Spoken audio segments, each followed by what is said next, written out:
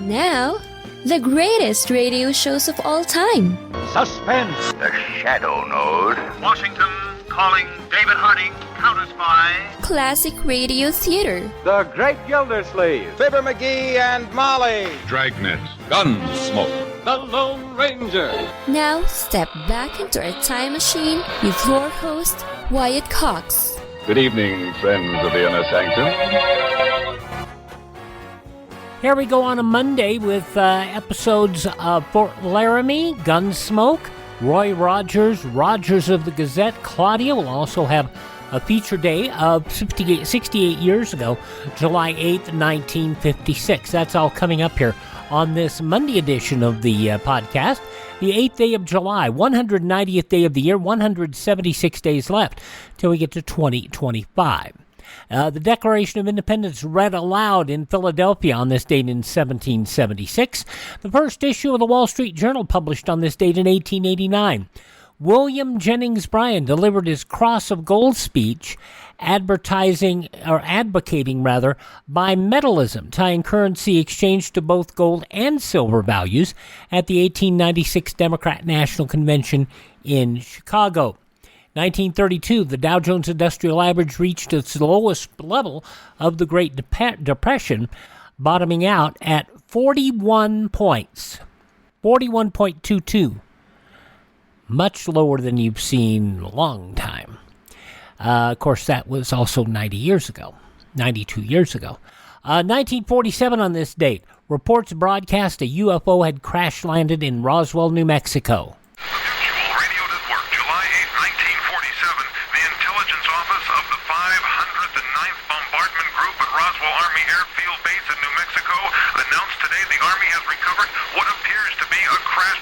Saucer. Eyewitnesses in the area described it as an oval-shaped disc falling from the sky. According to the Army, the saucer was recovered on a ranch in the Roswell vicinity, and further details will be announced. And this could very well be the most important discovery mankind will ever know. The saucer that crashed yesterday in Roswell, New Mexico, was in fact debris from a downed weather balloon. Oddly enough, 3 of the eyewitnesses have mysteriously disappeared, while the others deny seeing anything at all. On our local radio station here, I have conversations every week with members of the clergy. And I was speaking with the clergy this last week and basically said, look, how do we know that we weren't just a rough draft? I mean, we don't know. So, it is entirely possible. I don't think anybody should be in doubt that we could have people from other planets and life on other planets. It's entirely possible. Because God didn't say we were all really restricted to this particular planet. Now, 1950 on this date, President Truman appointed General Douglas MacArthur Commander-in-Chief of the UN forces in the Korean War. General MacArthur became the first leader of military forces fighting under a United Nations banner. Less than a year later, MacArthur dismissed from that post, and on April 19th of 1951, a little less than a year later, he stood before Congress. The communist threat is a global one. Its successful advance in one sector threatens the destruction of every other sector. You cannot appease or otherwise surrender to communism in Asia without simultaneously undermining our efforts to halt its advance in Europe.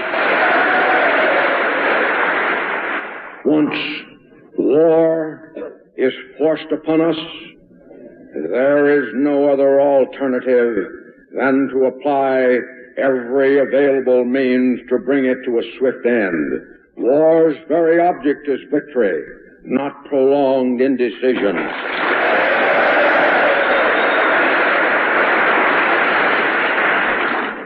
In war, there is no substitute for victory. Now, MacArthur could have been president, but he refused to campaign, and he received only a smattering of support at the convention. He supported Senator Robert Taft, who lost the nomination to General Eisenhower, who did go out and campaign, and he won the election a landslide. So, one would say in 1952, we could have had a different general as president. It just took the general wanting it. And I don't know if General MacArthur didn't want it or just didn't want to work for it. He figured he'd done all his work in the wartime. That's, opinion, but let's roll on here with more facts. Now, in 1959, Major Dale R. Royce and Master Sergeant Chester M. Owen became the first Americans killed in the American phase of the Vietnam War. 1997, NATO inviting the Czech Republic, Hungary, and Poland to join the NATO alliance in 1999. In 1999, Alan Lee Davis was executed by electrocution in the state of Florida, the last use of the electric chair for capital punishment in Florida. 2011, Space Shuttle Atlantis launched in the final mission of the Space Shuttle program. 2014, Israel launched an offensive on Gaza amid rising tensions following the kidnapping and murder of 3 Israeli teenagers. And, of course, we see the inflammation there even 10 years later. And it was on this date in 2021, President Biden announced the official conclusion of the involvement in the war in Afghanistan would be August 31st. Passing away on this date in history, Grace Coolidge, the former First Lady, also actress Vivian Lee, actor Howard Duff, actor James Franciscus, Dick Sargent, the second Darren Stevens on Bewitched, also astronaut Pete Conrad, actress June Allison, First Lady Betty Ford, actor Ernest Borgnine, Tab Hunter, the pop singer and big film star, also from Glee, Naya Rivera, and 2 passings in 2022, Tony Chirico of the mob thing, The Sopranos, the mob series, The Sopranos, and a man, very funny man, Larry Storch, F Troop, passing away on this date 2 years ago. Now, birthdays today include the fine singer Steve Lawrence. 1963. Go away. Please don't stay.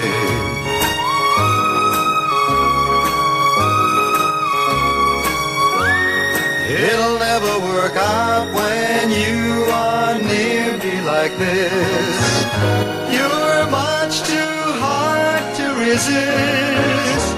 So go away, little girl. Call it a day, little girl. Oh, please go away, little girl, before I beg you to stay. A wonderful singer, Steve Lawrence. We lost him earlier this year. Alzheimer's. He was 88. Steve Lawrence, born on this date in history. Also, we lost earlier this year Toby Keith, the fine country singer. He passed away at 62. Other people born on this date include Marty Feldman, the funny comedian actor. I remember him especially from the Young Frankenstein movie. What Hump? Singer Jerry Vale. Also, Craig Stevens, another fine actor. Actress Faye Emerson. Billy Eckstein, the jazz singer. Vice President Nelson Rockefeller, only one of 2 vice presidents so far that were unelected. Also, the German inventor Ferdinand Graf von Zeppelin. He invented the, of course, lighter-than-air airship. And the man who made it possible for us to have Alaska and all that oil, Frederick William Seward, Assistant Secretary of State Seward Smalley. He was born on this date in history as well. Hi, this is Jeff Foxworthy. It is now time for the birthday announcements. The following people are now officially older than dirt. From the Larry Sanders Show, Arrested Development, and Transparent, Jeffrey Tambor is 80 today. She was Maddie Ross in the original True Grit. Kim Darby, 77. Celebrity chef Wolfgang Puck is 75. You remember her as Morticia from the 1991 Addams Family movie. Angelica Houston is 73. 6 degrees of separation from this man, Kevin Bacon, 66 years old.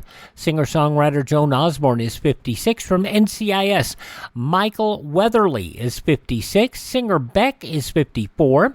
From Dark Angel, Jessica Jessica Alba's younger brother, I should say, Josh Alba, is 42, also 42 today. Sophie Bush, you remember her from One Tree Hill and Chicago PD.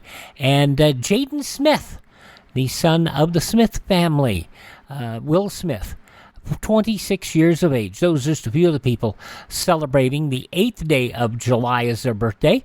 If this is your birthday.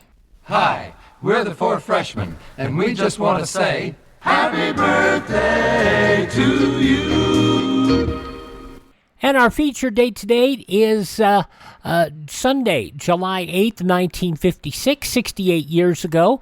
A little later, we'll hear an episode of Gunsmoke from that date. But first, Raymond Burr, Fort Laramie, and the Talented Recruits. I'm Wyatt Cox, and this is Classic Radio Theater with Wyatt Cox.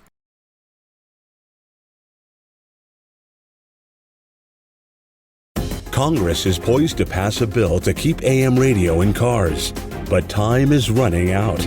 82 million Americans risk losing the news, sports, talk, traffic, and vital emergency information they rely on. Text AM to 52886 and tell Congress to pass this bill now. Message and data rates may apply. You may receive up to 4 messages a month, and you may text STOP to STOP.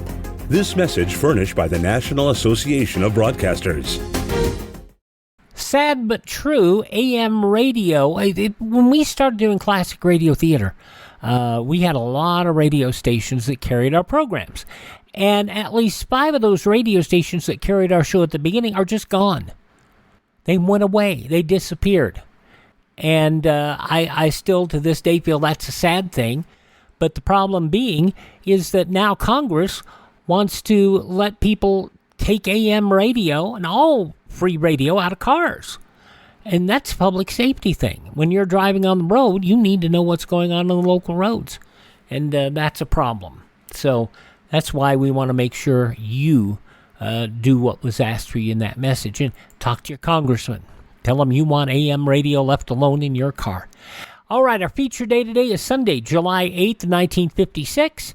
We start off with an episode of Fort Laramie starring Perry Mason. Well, not really, Raymond Burr. And this episode is entitled The Talented Recruits.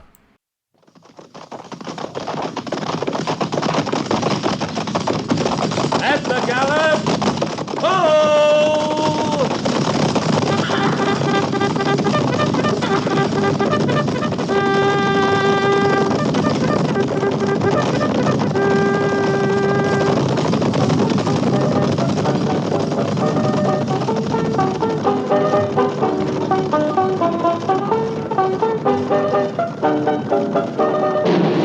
Fort Laramie.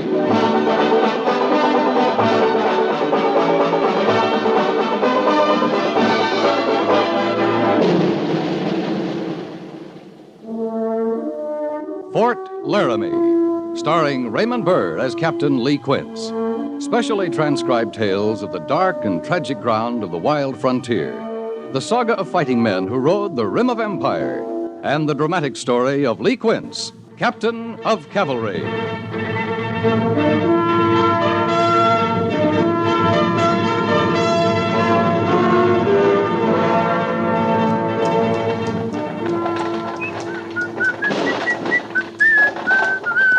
Around her neck she wore a yellow ribbon. She wore it in the winter and the merry month of May.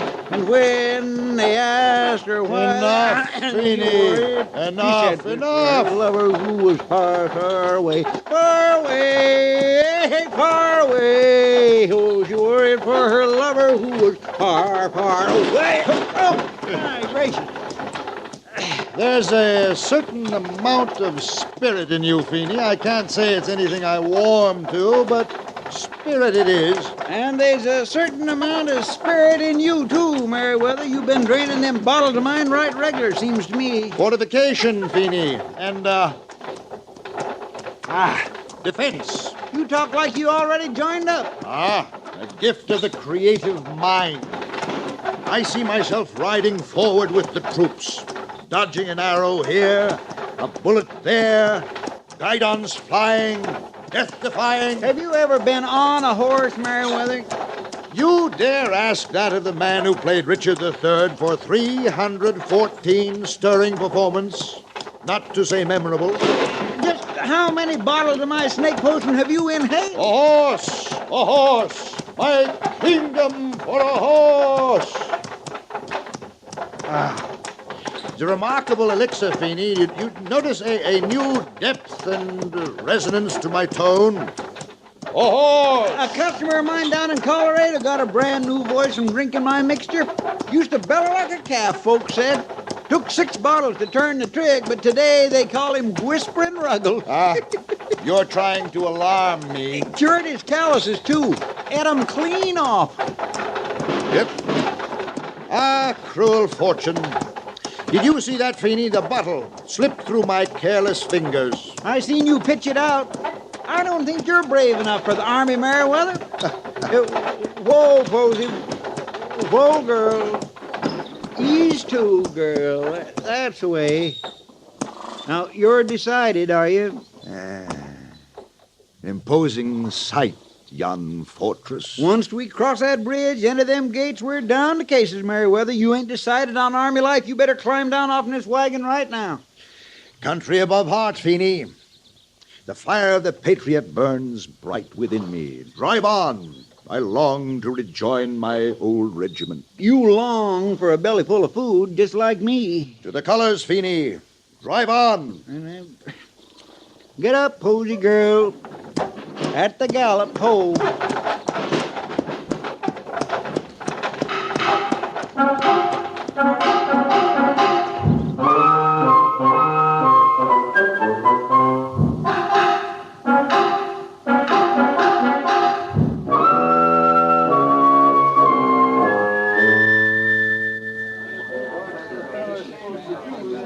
If you can write, fill out the forms there. If you can't write, but you can talk, tell me, I'll fill them out. If you can't write or talk, we don't need you. About my uniform, Colonel. Who said that? I spoke quite clearly and distinctly, I believe. You? I. What's your name, mister? Granville Merriweather. You some kind of funny man, mister? I dare say I'm not without humor. Not to the point of buffoonery, mind you. Stand up, mister. Very well. You want to make that yes, Sergeant? Why, yes, Sergeant, I believe I do. Now, what's your name? Granville Merriweather. Your real name, mister? I suppose I must. I'm waiting. It's, Botkin, Sergeant. Arnie Botkin. Arnie Botkin? Oh, no, now that sets me off. Arnie Botkin? Why, there ain't no such a name as Arnie Botkin. You another funny man, mister? Well, I ain't near as funny as he is. I done a little sleight of hand in my time, but I never produced no Granville Merriweather out of an Army Botkin. Army Botkin, there's no such Must name I as be subjected to this ridicule, I say, sir? Is this the reward of a patriot? You two together? Alas, we are, but only in these last dark days. Well, it comes from me having a heart of gold, Sergeant. I let him join my act, you might say, seeing he was down on his... Pure distortion, pure distortion. Allow me, sir. Your ear... Now, wait. Just you wait, or I'll allow you a sight more in my ear. Now, I tell you, we get ourselves some strange ones in this army, but I swear you two come right close to the limit. You ain't saying we can't get in, A Sergeant. man has his rights, sir, and precious among them is the right to heed his country's call to arms. Stand to the colors, man, against all enemies, foreign and domestic. Are you going to stop, mister? Well, I must say, yes. All right. Now, we'll do this one at a time. You. What's your name? Feeney? Phineas Feeney. Where you from? From? You got a home? Well, it's right outside the door, Sergeant. Posey and me, we got this little wagon rig, and wherever we light at sundown, that's home. Posey, you married? Indeed, indeed. And may I say, sir, no couple were ever more ideally suited... Beg pardon, Sergeant. Posey's my horse. I used to work the riverboats, Mississippi, anywhere from St. Louis to New Orleans, dancing, singing, minstrel work. Since the war, I got itchy feet to come west. The last 4 years, I've been over the most of it, too. Put down you're an actor. Oh, I must protest. In the name of the spoken word, the ancient art, call him what he is, but do not degrade my honored profession. I run a little medicine show, Sergeant. Oh, I got pots and pans and calico, but mostly I entertain folks into buying a little tonic I put together. If you must put a trade behind his name, inscribe the words low comedy, but in deference to the Drews, in the name of Edwin Booth and Morris Barrymore, yea, and Granville, Merriweather. You spoiling for the guardhouse, mister? If best to serve my country more, then yes, shackle me, cut from me my tongue. I'm toying with that idea. Captain Quince, sir? Sergeant, any idea whose rig that is outside? A horse and wagon, Captain? It's his. Something wrong, are they? Your horse is ailing. Better see to it. Oh, she ain't it. Not for too long, she ain't. Corporal of the guard will give you a hand, show you where to move that rig. Now go on. I sure will. Allow me to introduce myself. Go help your friend. Oh, I dare say he's equal to the task, while I, on the other hand... Move! Exactly, Sergeant.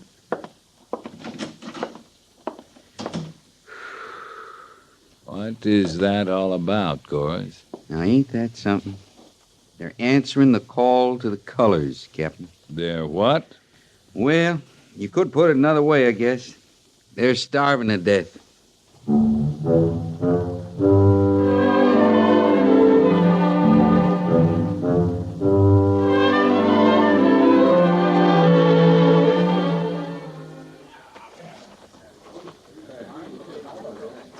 How many new men out there, Captain? In B Company, 20. Pretty sorry sight. Must have hit the bottom of the barrel. A long time ago, Major. After that, we scraped it. What you see out there is after scraping. And a horse. Out. Forward. 1, 2, what? 1, 2, 3. What? 1, 2, 3. What? Mount. They can't mount? Give the sergeant time, Major. Merriweather, Feeney. Mount. Sergeant, we're flying. I've seen enough, Captain. We've got plans to lay out. Yes, sir. All right. We'll do it again. We'll do it till you drop. What have we got out there, Lee? Pretty good cross-section of what's coming into the Army these days, Major. It's still a question. What's that? Dregs, failures, fugitives, men running from the law, from women, from work, men running from themselves. Just before they blow their brains out, they join the Army.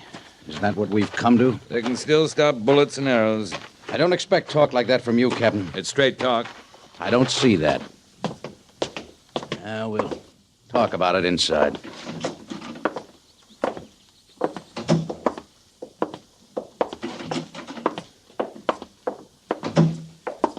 Oh, sit down, Captain. Thank you, sir.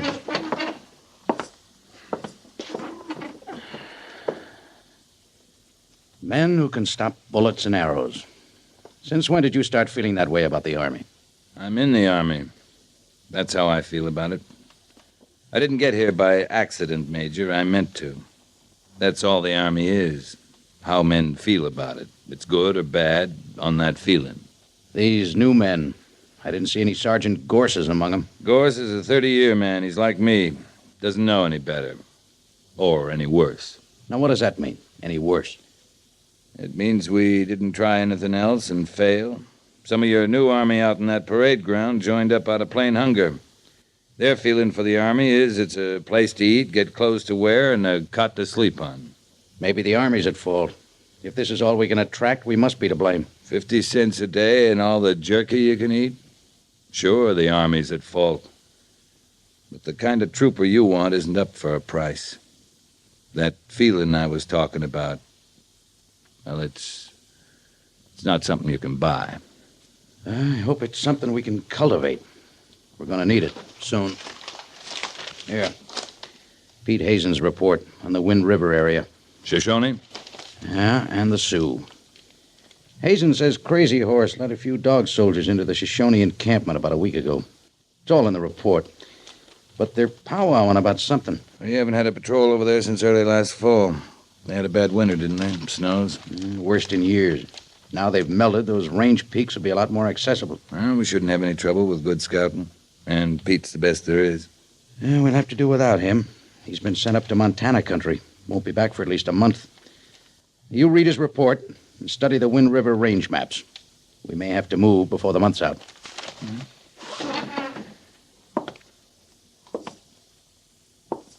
I hope they learn to mount by then. Have to do the best we can, Captain. Against dog soldiers, Major? We'll have to do better than we can.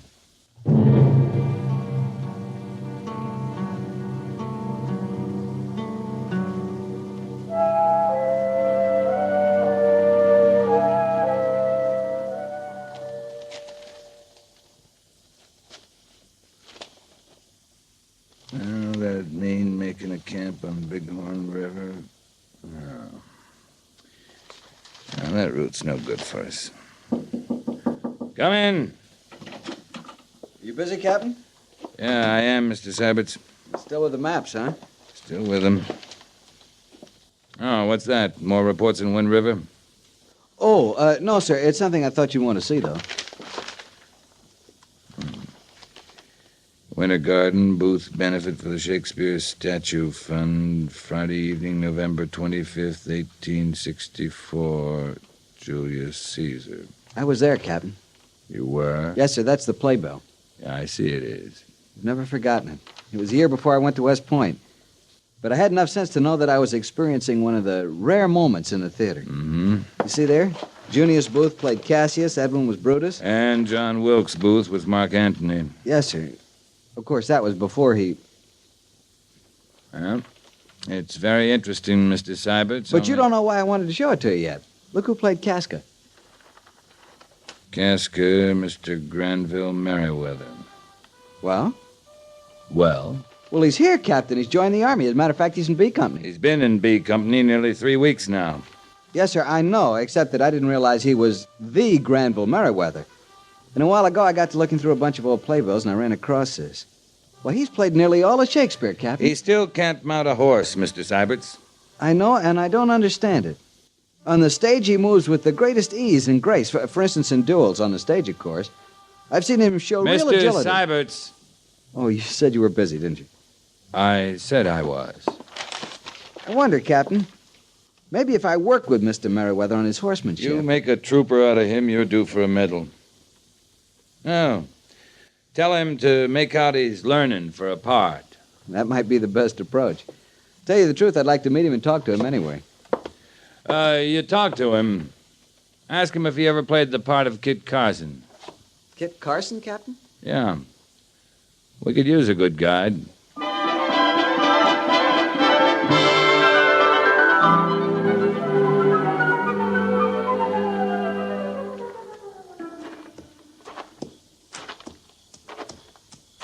Right easy now, Posy girl. Just stretch your legs good. You ain't up to more. Ah, showing me a little, huh? Well, it's not that I ain't pleased, Posy girl, but you got any idea what happened to me if they found me out here this time of night? Matter of fact, they found you around here at all, they'd... You work good. You come along now, and I'll blanket you. There's oats and water waiting. I don't need you taking cold, girl. You need this blanket a sight more than I do. There you go now. Get to your eating.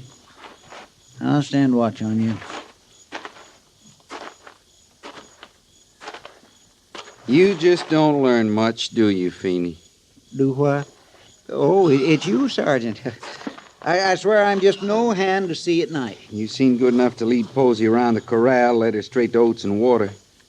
You see good at night, Feeney. Much obliged you're saying so, Sergeant, but You don't hear real good, though, night or day. Well, now, there's where I have my real trouble, Sergeant, hearing. Oh, I sure hope I didn't miss nothing important. You missed tattoo again, Feeney. That's going on 2 weeks running. You missed tattoo. Oh, now, that's bad. I know it is. You missed hearing me tell you to get rid of Posy. You missed all them warnings about stealing oats and buying stall space from the stable detail with that tonic of yours. Do you think it's wax, Sergeant, all clogged up there in my ears? You think that's the cause? I just think one thing about it, Feeney. I think it's all behind you. You do? One thing, we're moving out in a day or so. Now, if you're out on patrol, I just don't see you stealing back here every night tending to Posey. That puts a crimp in it, all right. Another thing, between now and then, your time's liable to be more occupied. You might even say confining. Do what? You're going to be in the guardhouse till then, Feeney.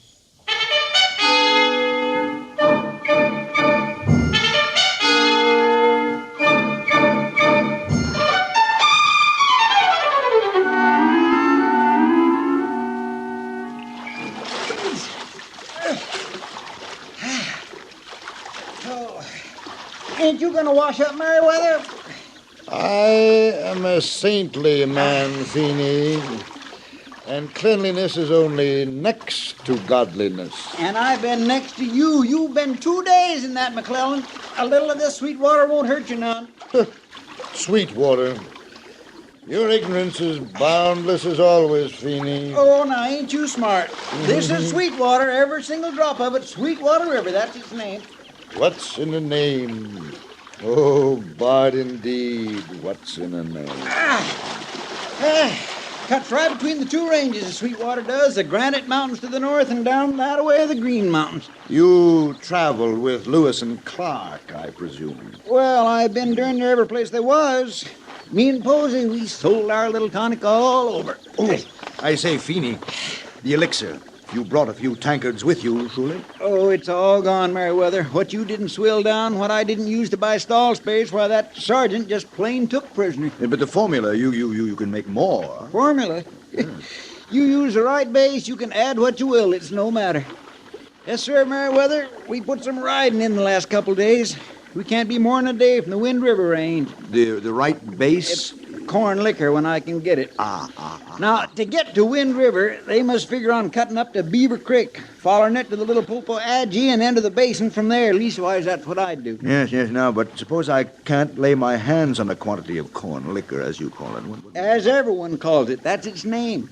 But that being the case, learn a lesson, Merriweather. Any fruit will ferment left alone. Brilliant, Feeney. Brilliant observation.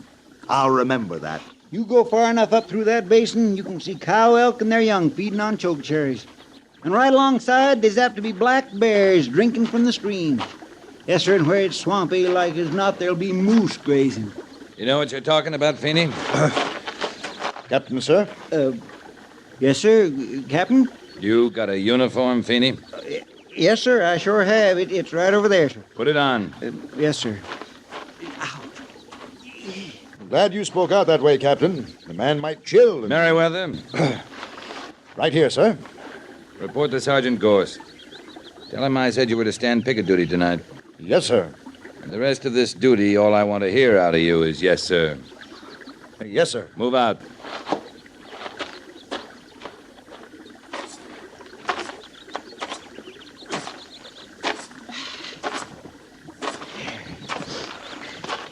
You'll draw extra guard duty when we get back to Fort Laramie, Feeney. A man assigned to tether horses isn't supposed to take a bath first. Yes, sir. You know this country? Or were you just out jawing Merriweather? Oh, I know it, sir. From the basin clean up to the ice fields. Travel it by horse, did you? Part-time. Part-time leading, Posey. The going steep you get up in the range itself. Say I want to follow Wind River to where it joins Green River, and then I... Beg pardon, Captain. Well? You can't do that, what you said. Wind River don't join Green River nowhere. All right. You know the Shoshone? I traded with them. Fair? When it struck me, too. You don't like them? Well, they're people.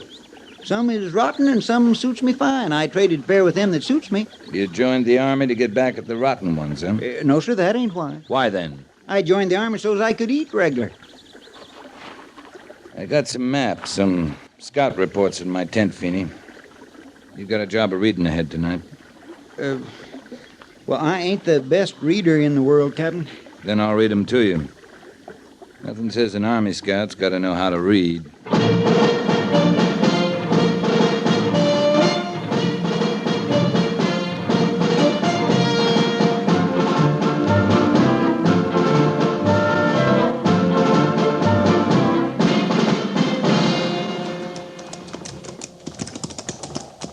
going by map or instinct, Captain? By map, instinct, and Feeney.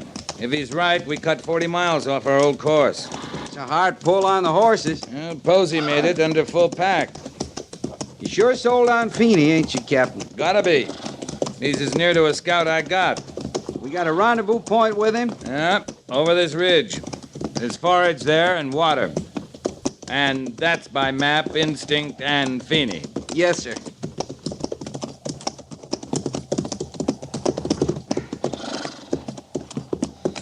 Well, how does it look to you, Sergeant? Like Feeney knows his business, Captain. Now, let's go down.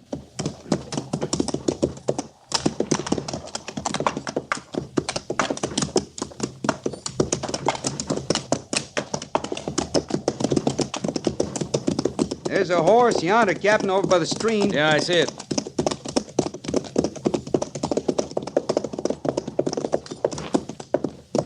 Feeney.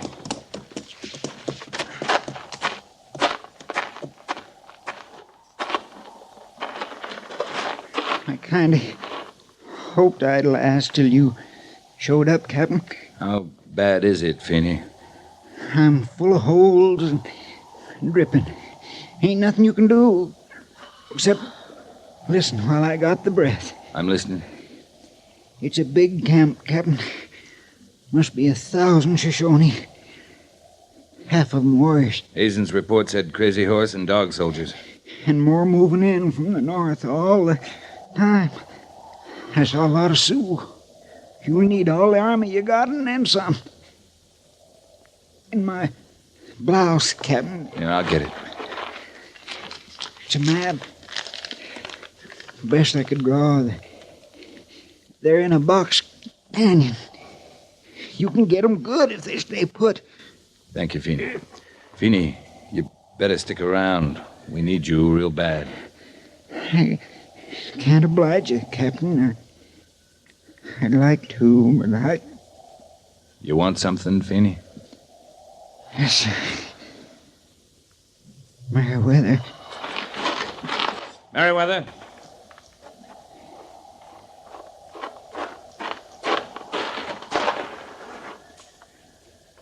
Feeney. You stay too, Captain.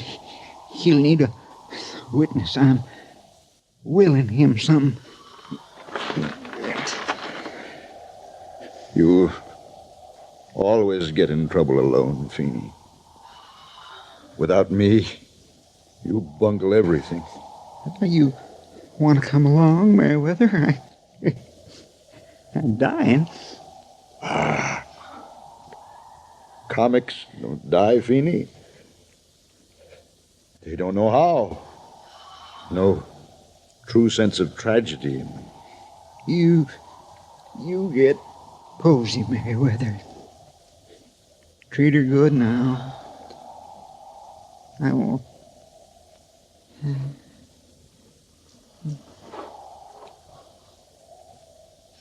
Feeney. Feeney. He can't answer you now, Trooper.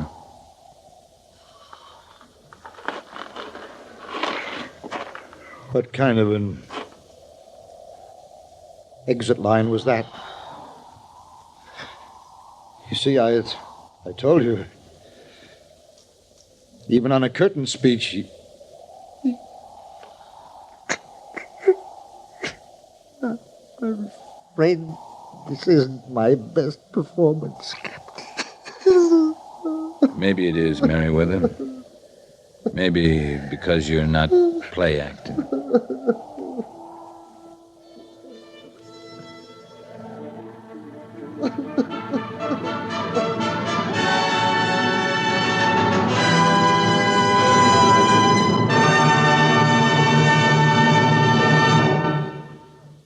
Fort Laramie is produced and directed by Norman MacDonald and stars Raymond Burr as Lee Quince, Captain of Cavalry, with Vic Perrin as Sergeant Gorse.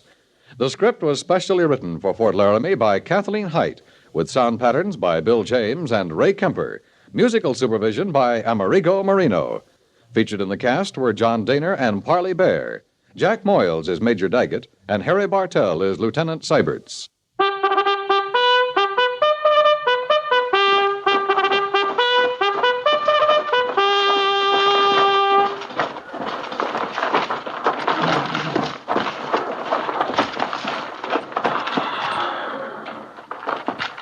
Company, attention! Dismiss.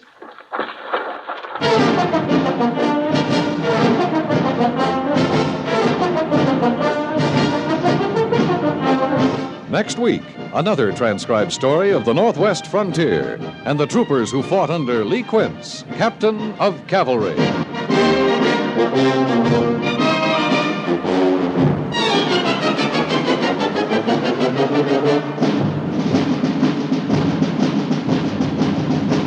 For the younger members of the family, this is an ideal time of year. School's out and they have plenty of time to play and be with their friends. Perhaps it's not quite so easy for us grown-ups who are thinking ahead to the time when our children will be ready for college, wondering whether we'll be ready with enough money to pay their tuition. Instead of fretting, sign up with a payroll savings plan where you work. Start buying those safe, profitable United States savings bonds regularly. Start now to invest in your future security and in the security of your country.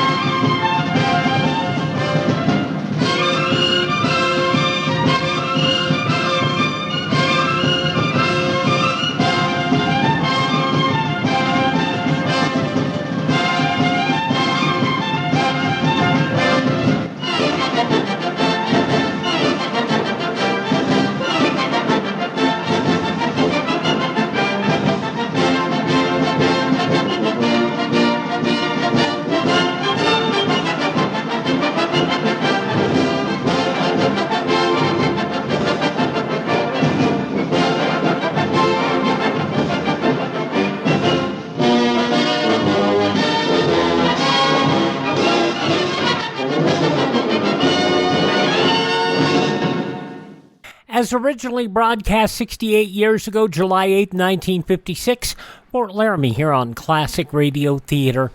And it's always great to hear Parley, Baer, and John Dehner getting featured roles as they did in this episode of Fort Laramie.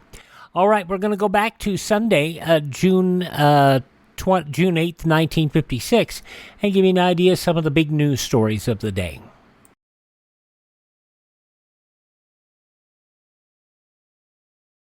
This is Dennis James. Civil defense preparedness is important to all of us living in today's nuclear age.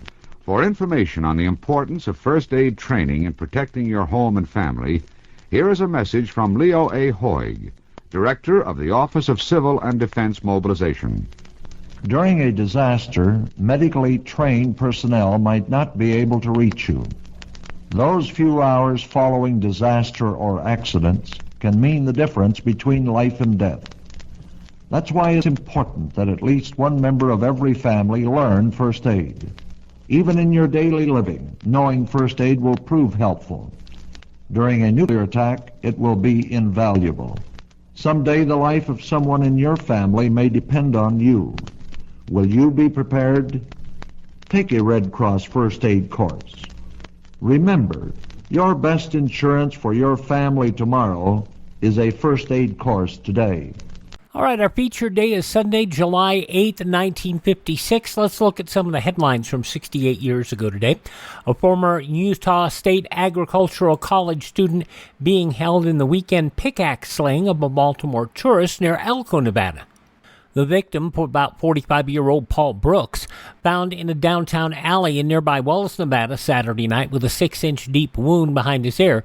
District Attorney Grant Sawyer said 22-year-old David Clark Sellers found near the scene a bloody pickaxe at his feet. Sellers, the adopted son of J. Clark Sellers, San Marino, California handwriting expert, whose testimony helped convict Bruno Hauptmann of the Lindbergh kidnapping, drunk murderers Winnie Ruth Judd, and California liquor boss Arthur Sanish. The House approved and sent to the Senate a compromise bill to authorize $4 billion in foreign economic and military aid for the next 12 months. Two men have confessed they posed as the kidnappers of 5-week-old Peter Weinberg, lured his mother to a Sunday night rendezvous, and attempted to steal the $5,000 ransom she carried.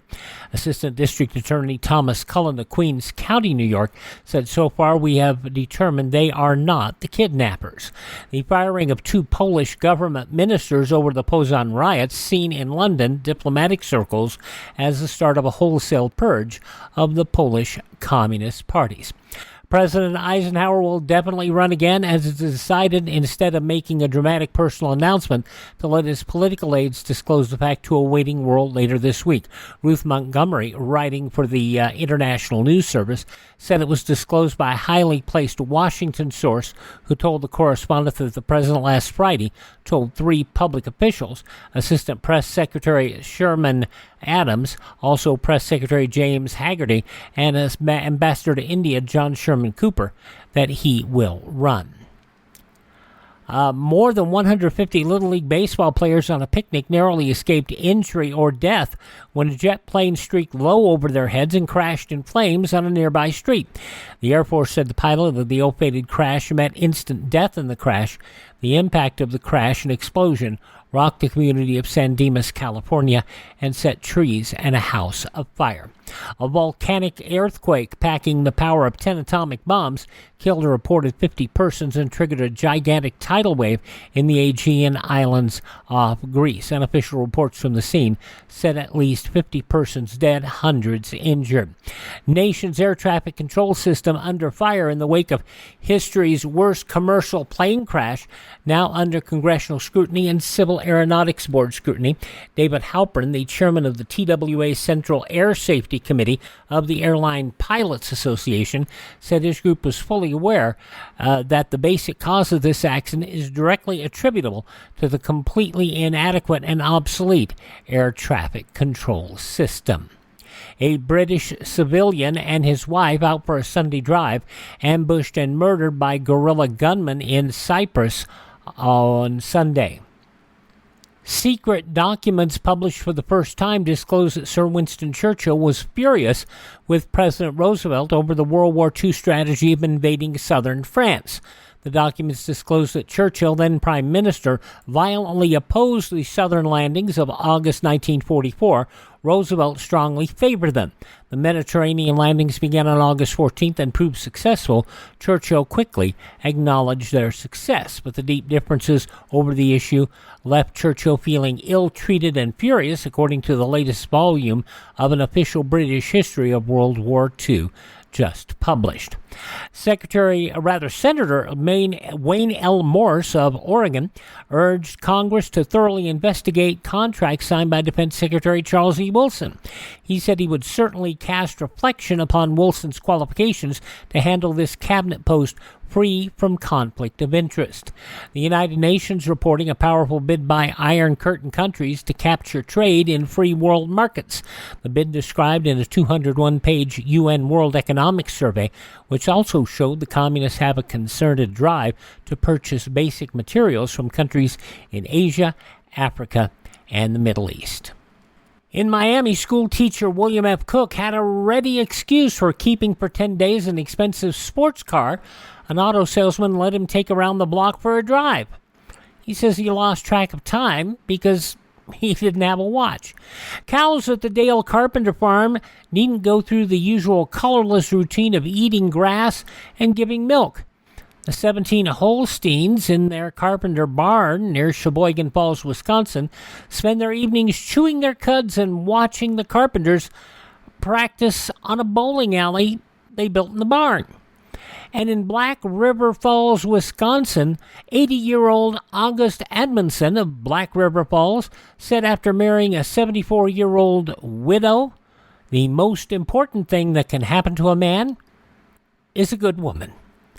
Those some of the day's news stories as reported in the newspapers of Sunday, July 8th, 1956 on your radio, Gunsmoke, which continues following these words here on Classic Radio Theater with Wyatt Cox. Despite overwhelming support from Democrats and Republicans, time is running out for Congress to pass the AM Radio for Every Vehicle Act, which will keep AM radio in cars. Text AM to 52886 and ask Congress to bring this bill to a vote now. AM radio is too important to let this moment pass us by. Message and data rates may apply. You may receive up to 4 messages a month, and you may text STOP to STOP. This message furnished by the National Association of Broadcasters. Government officials suggest that every family store a 2-week emergency food and water supply in case of attack. Choose canned or dried foods that can be eaten without cooking. And on this Monday Classic Radio Theater with Wyatt Cox, we wrap up our look at Sunday, July 8, 1956, with an episode of Gunsmoke starring William Conrad, this episode entitled Passive Resistance.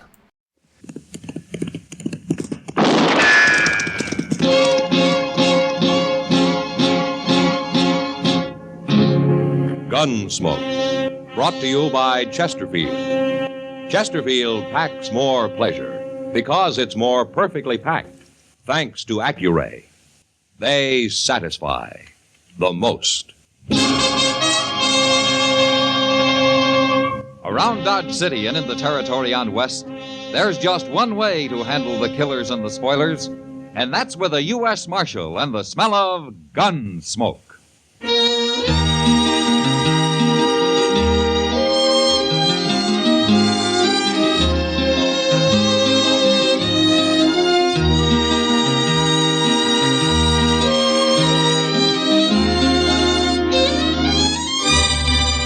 Gunsmoke, starring William Conrad, the transcribed story of the violence that moved west with young America, and the story of a man who moved with it.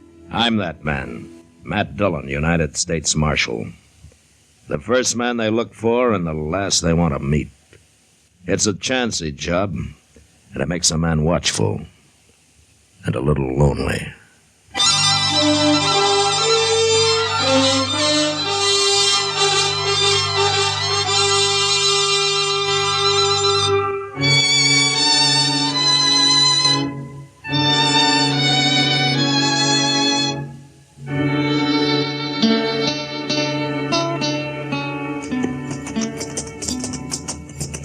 This is close enough. Let's leave the horses here, Boyles. Okay. Don't forget your rifle. Yeah, I got it.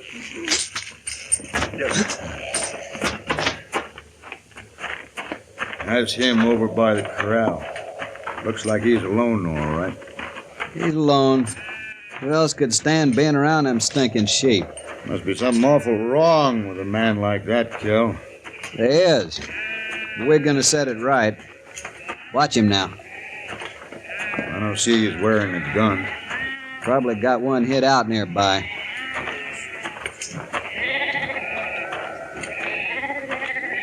Hello? Your name Gideon Seek? It is. These your sheep? Yeah. You got anybody helping you? I always work alone. I notice you ain't wearing a gun, Seek. I don't even own a gun. You don't? I don't believe in killing. Well, we do. Most men do. Seek, this is cow country. You know what that means? Oh, it's my sheep. We gotta make an example of you. Other people might get ideas. If we don't, pretty soon the country'd turn white with them woolies. But I only have a few. Only 24 of them. There's 24 too many. We're gonna kill them, Seek. We're gonna shoot every one of them. Oh, no. You go running to the law, we'll come back and shoot you. But you can't kill them. You try to stop us, we'll have to hit you on the head. I won't do anything. He's too scared, Kel. Come on, let's get to work. Oh, please, please, don't kill those animals. You just stand right there. I'll be keeping one eye on you. You start the other end, Boyles. I'll start here. Okay. But you mustn't do it. You have a lot of meat left, if you eat sheep meat. I don't eat any kind of meat, but you mustn't kill them. Shut up. Let's get it done, Boyles. I'm ready. Go ahead, then. Stand back, Seek. You know, please. No.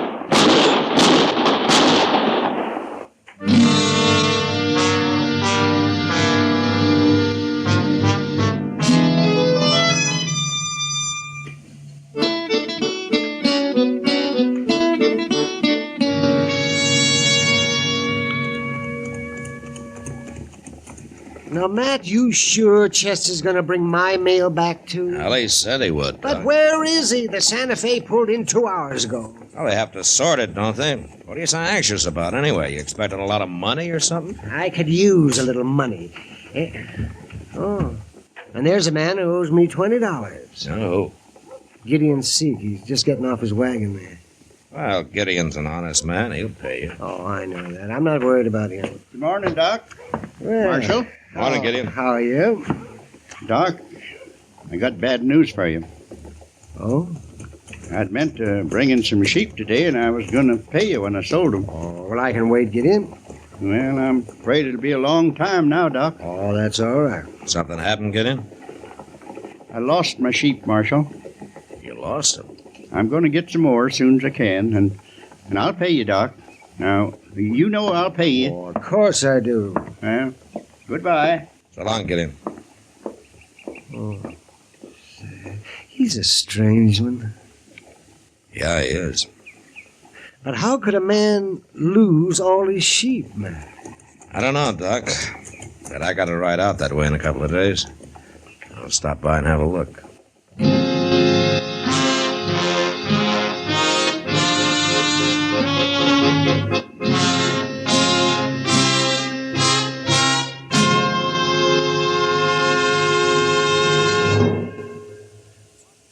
That whistling man, Bobby Haggart, really started something. Tonight, we'd like to introduce a player piano that could have come right out of the Long Branch in Dodge City.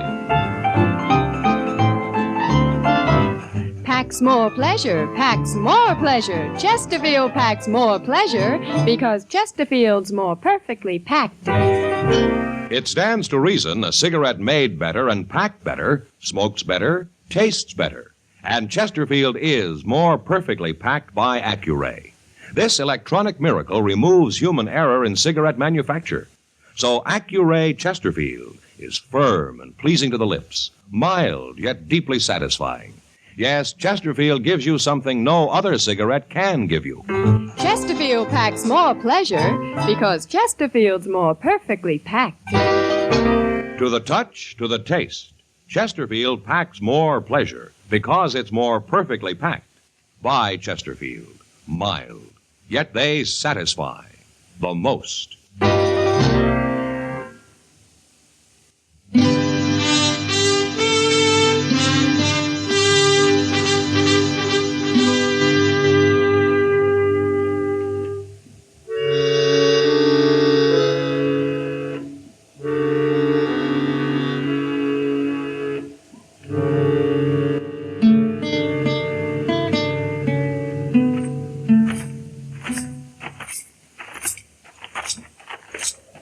Well, I don't see old Gideon nowhere's around, Mr. Jones. He's probably in the shed, Chester.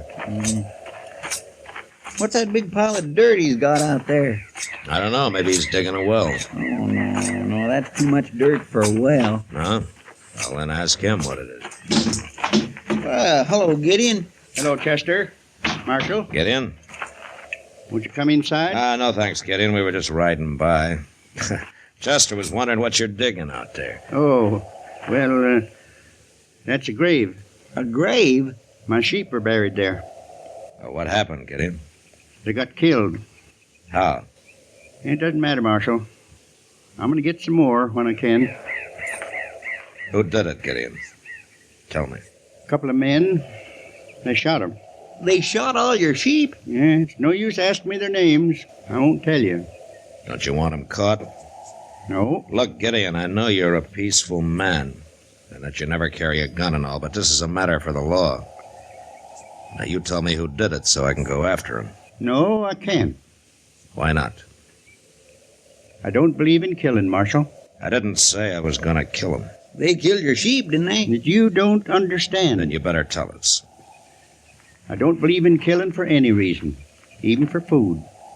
And I don't believe in trying to resist evil. What do you mean by that? Well, if a man strikes me, I don't strike back. But don't you believe in defending yourself? The men who killed my sheep will be punished. Hey, well, if I find them... No, Marshal. Their own conscience will punish them. Look, Gideon, you've got a right to think any way you want to think. But so have I. And I'm a lawman. I'm sorry, Marshal, but I can't help you. Those men aren't through with you yet. You get more sheep on here, and they'll be back, and the next time they probably won't stop just with the sheep. I'll win in the end, Marshal. You're awful stubborn, aren't you? No more than you are. All right, Gideon. It's your funeral. Come on, Chester.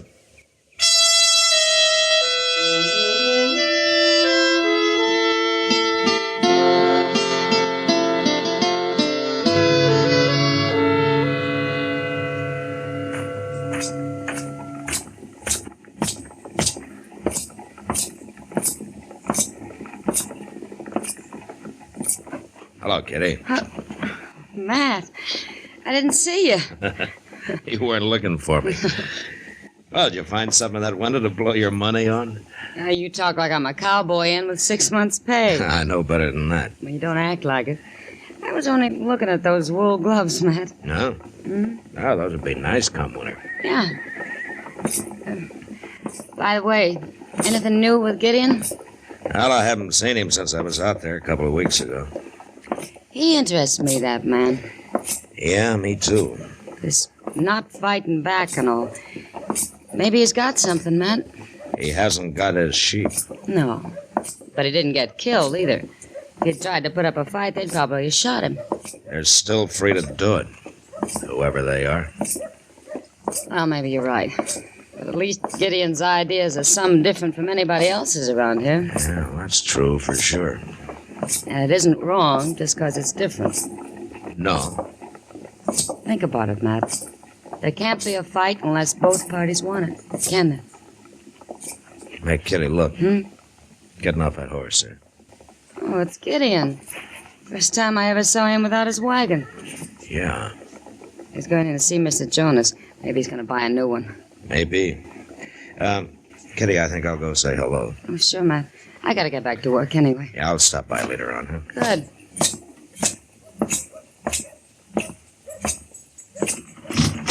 It's asking a lot of you to trust me, Mr. Jonas. Things going the way they are. There ain't many men I trust, Gideon, but you're one of them. Oh, hello, Marshal. Mr. Jonas, how are you, Gideon? Hello, Marshal. You hear what happened, Marshal? Have you told him yet, Gideon? Oh, it's not important. Not important. His house burned down, that's all. Oh? And his wagon along with it. I'm going to rebuild. Mr. Jonas told me yesterday that he's going to put me on the books for enough material to get started. Well, that's mighty good of him. Oh, glad to do it. Hard-working, honest fella like Gideon. Must have been a pretty big fire, Gideon. Yes, it was. I mean, to burn your wagon up, too. I got an old wagon out back he can use. You wait here now. I'll go see just how much material I got on hand. Well, Gideon? Well, what, Marshal? So they came back and burned your house down, huh? All right, they did. But I'm still not going to tell you who they are. They must want you out pretty bad, Gideon. But I'm staying. They'll kill you next. It's no use arguing, Marshal. Hell, it beats me. I don't know what to do. Well, just don't do anything, Marshal. Like you, huh? They can't win. They're doing pretty well so far, Gideon. Now, I can't beat it out of you, but I sure hate to stand by and watch a man let himself be destroyed. I guess we'll never understand each other, Marshal. No, I guess not.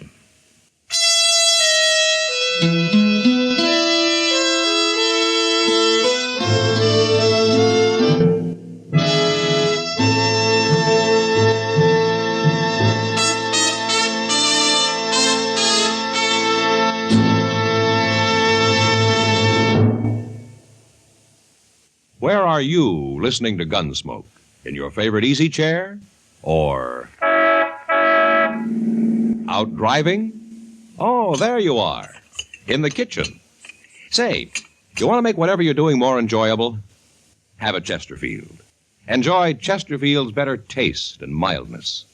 It stands to reason a cigarette made better and packed better, smokes better, tastes better. And Chesterfield is more perfectly packed by Accuray. This electronic miracle removes human error in cigarette manufacture. So Accuray Chesterfield is firm and pleasing to the lips, mild yet deeply satisfying. Yes, Chesterfield gives you something no other cigarette can give you. Chesterfield packs more pleasure because Chesterfield's more perfectly packed. To the touch, to the taste, Chesterfield packs more pleasure because it's more perfectly packed. Buy Chesterfield, mild, yet they satisfy the most.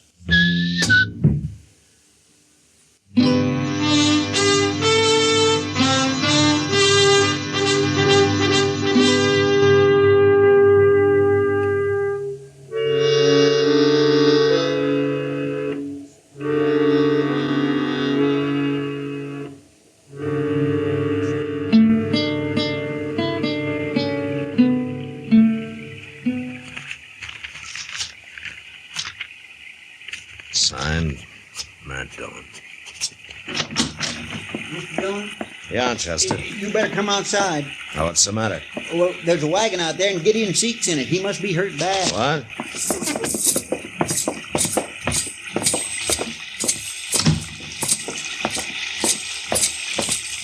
There it is. I seen it coming down the street, but there was nobody driving, so I tied the horse up at the rail. Well, what happened to Gideon? I don't know. I couldn't see too good in the dark and all, so I come to get you before trying to do anything.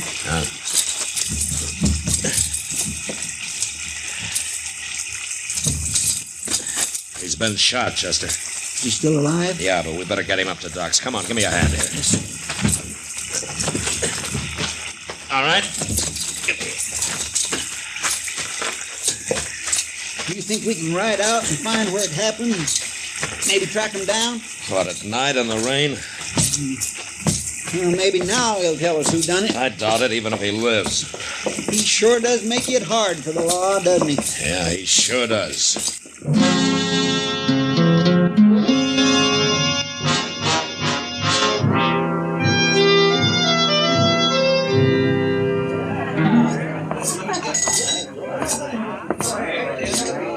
Hello, Kitty. Hello, Matt. Draw me a beer, will you, Sam? A minute. How's Gideon Seek today, Matt? Doc says he'll be all right in time. But he still won't talk?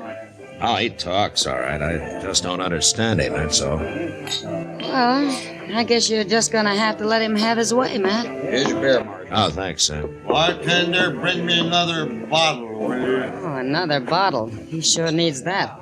Yeah, he's pretty drunk, isn't he? He ought to be. Sam says he's been here since morning.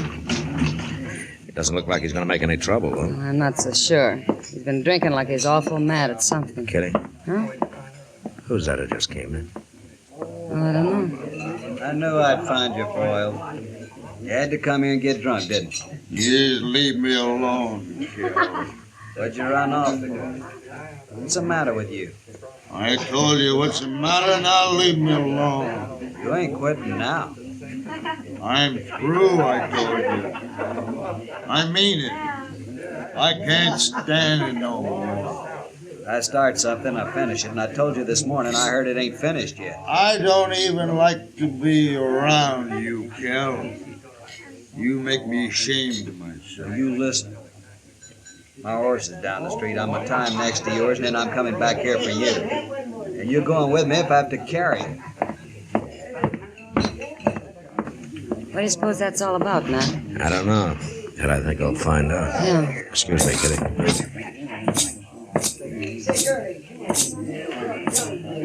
Hello, Boyles. Oh, you're the marshal, ain't you? Yeah. What's bothering you? Plenty. But it ain't none of your business. What did you do to make you so ashamed of yourself? Nothing. You're a cattleman, aren't you? I'm proud to be one. I sure ain't no stinking sheep herder, no lousy sheep herder. No, and I don't think you're a coward either. What? But you're feeling like one. That's why you're ashamed of yourself. It's kind of hard to beat down a man who won't fight back, isn't it? How'd you find out, Marshal? From you, I guess. We ain't dead. Kel heard about that this morning, but I ain't going on with it. I'm through. I can't stand it no more. You finish your drink, Foyles. I'll be back directly.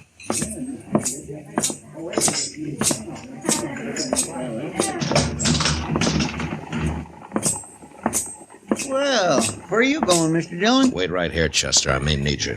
Yes, sir.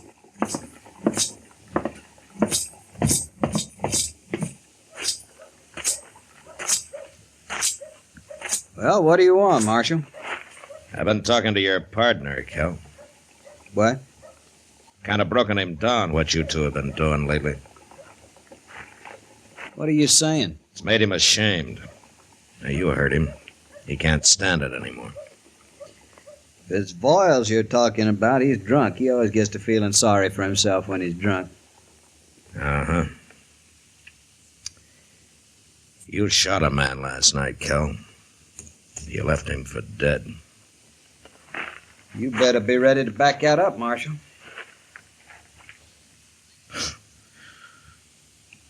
I'm ready.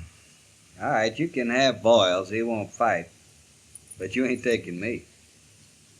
You think I'm gonna let you ride out of here? Enough talk, Marshal.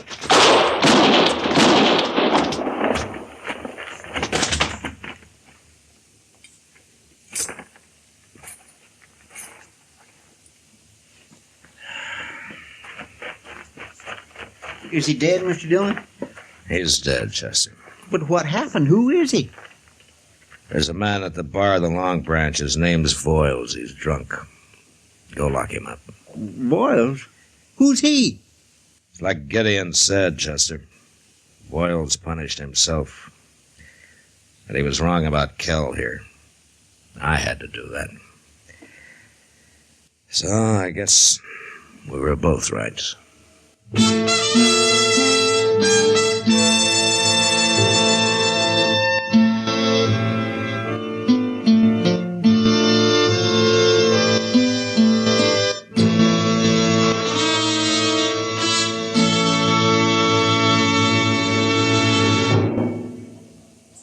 In a moment, our star, William Conrad.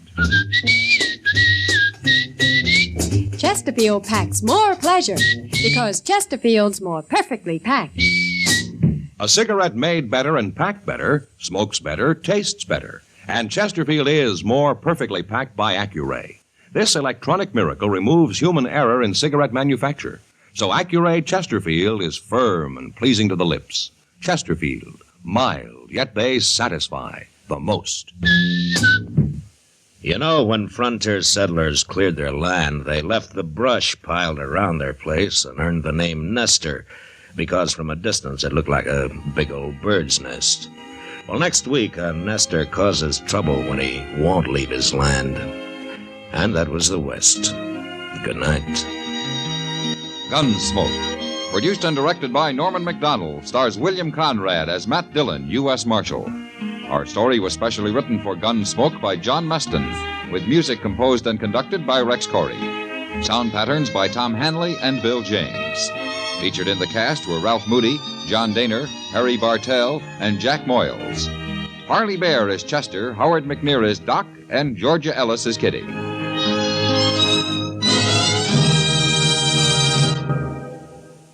Live modern.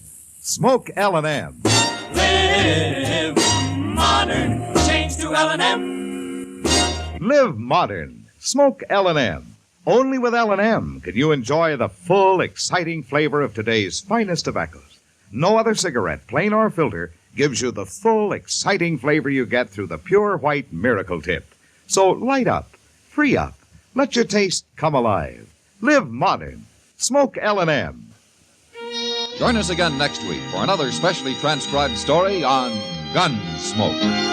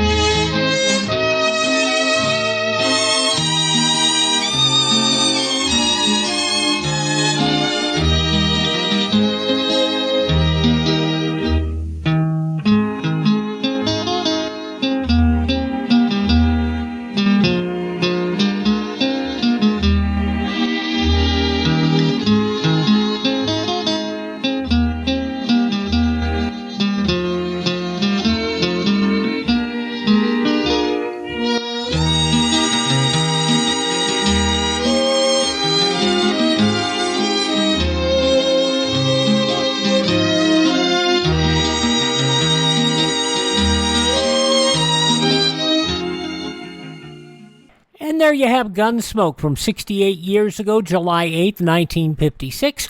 Wrapping up our look at this date, Sunday, July 8th, 1956, 68 years ago.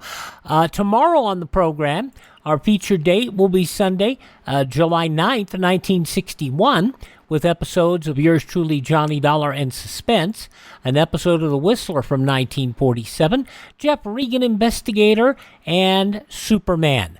But right now, Roy Rogers follows these messages.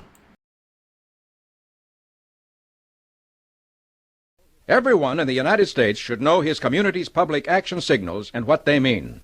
There are two signals. The alert signal is a steady blast of 3 to 5 minutes. It means attack is probable. Take action as directed by your local authorities. Tune your radio to the Conrad frequency of 640 or 1240 for official instructions and information.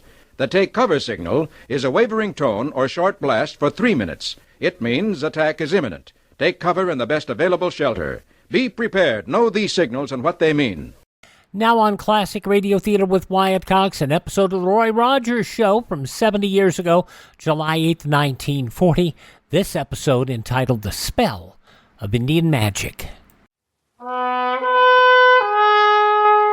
Happy trails to you. The dependable Dodge Plymouth dealer in your neighborhood, the man who sells and services the elegant new 54 Dodge, presents the Roy Rogers Radio Show.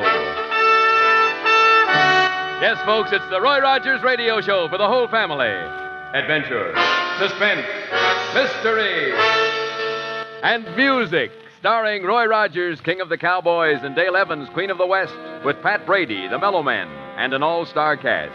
And now, here to greet you with the song and the story are Roy and Dale. The spell of Indian magic. Ooh, if you believe it, then the spell can capture you. Well, hi there, folks. Greetings to the whole family. That song they're playing is called The Spell of Indian Magic. It's a brand new song composed especially for the story I'm going to tell you tonight by our musical conductor, Frank Worth, and our director, Ralph Rose. It's kind of a strange song, and our story is a very strange story. It all began when Dale and Pat and me went up to Denver, Colorado to take part in a show. It was a kind of a Wild West show complete with Indians and cowboys. We had a famous medicine man on the bill, Chief Osego. Well, we just finished our final performance, and we were back in the tent loading up bullet and trigger when a girl called to us. Roy? Dale? Yes? I was afraid I'd missed you. It's Betty, Roy. You remember, Betty Nolan from Manitou. Sure. How are you, Betty? Oh, not so good, Roy.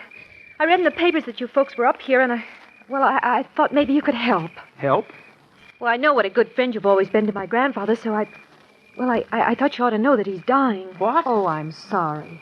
Well, what's he dying of, Betty? Well, that's just the trouble, Roy. We aren't sure. What do you mean? Well, the doctors can't find a thing wrong with him. According to all his tests, Grandfather should be a perfect physical specimen. I don't understand. Well, neither did I. Until yesterday when I found this in the barn. What is it? It's a doll. A little doll with pins stuck in it. That's right, Roy. I think Grandfather's being killed by an Indian curse.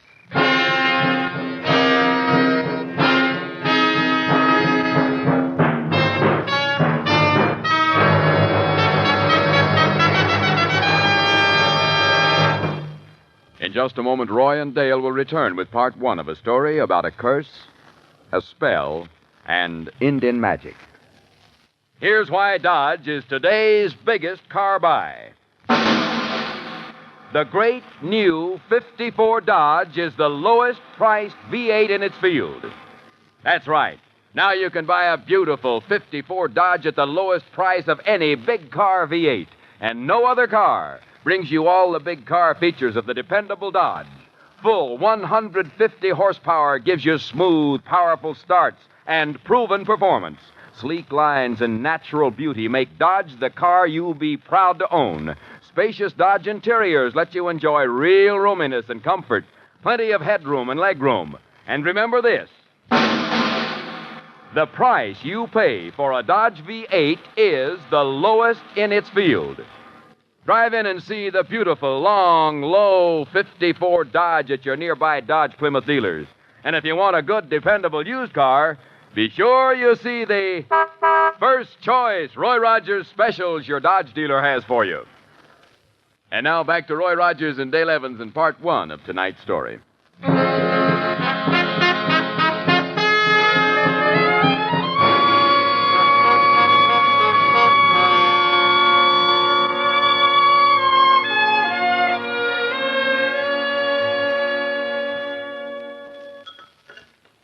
Drink your coffee, Betty. You'll feel better. Thank you.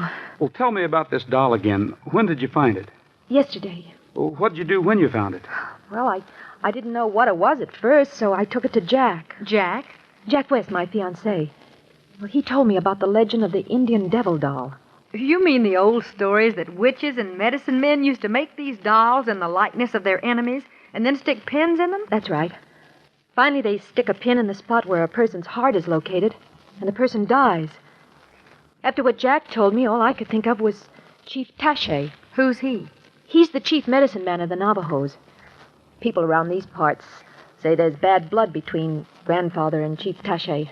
And you went to see this Chief Taché? Oh, no, Dale. I went to see the sheriff. Why the sheriff? Well, as you know, Grandfather is a full-blooded Navajo. He believes in the powers of the medicine man. You mean you think that the medicine man has something to do with causing your grandfather's illness? I don't know, Dale. I just don't know. But why did you go to the sheriff? Well, to show him the doll and tell him about Grandfather. I should have known better.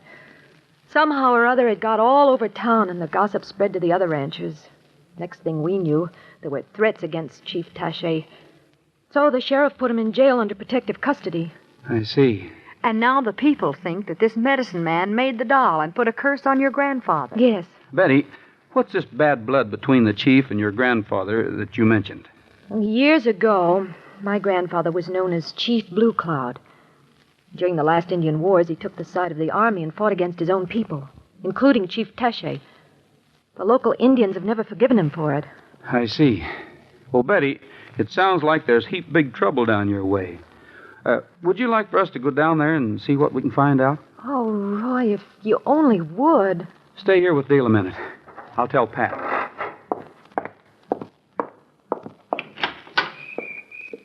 Pat? Oh, Pat. Yeah, Roy? Pat, get Bullet and Trigger ready for a little ride. We're going to Manitou the first thing in the morning. In the morning? Oh, now, Roy, you ain't gonna do any traveling tomorrow, are you? Why not? What's the matter with tomorrow? What's the matter with tomorrow? Oh, nothing. Nothing at all. It's just Friday the 13th, that's all.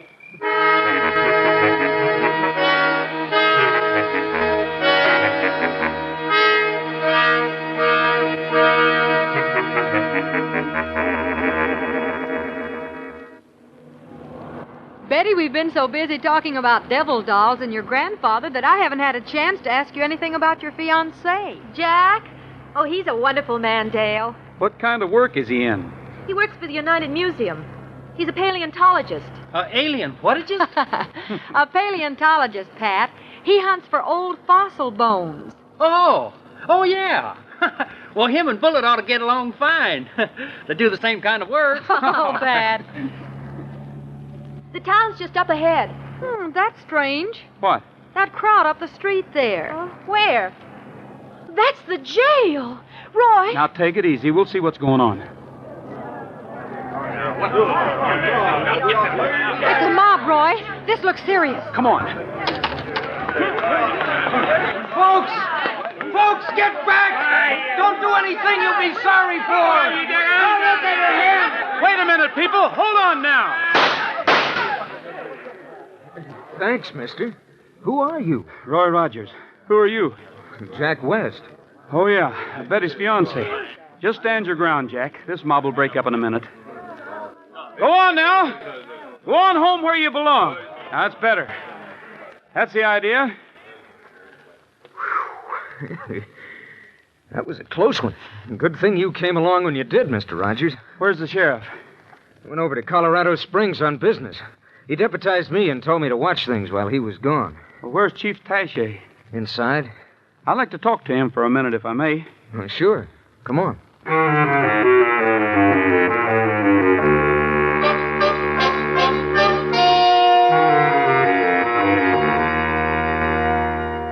I am Chief Taché. I'm Roy Rogers, Chief. I come here to find out if you made a devil doll and tried to work Indian magic on Chief Blue Cloud. No, untrue. I not make bad medicine, only good.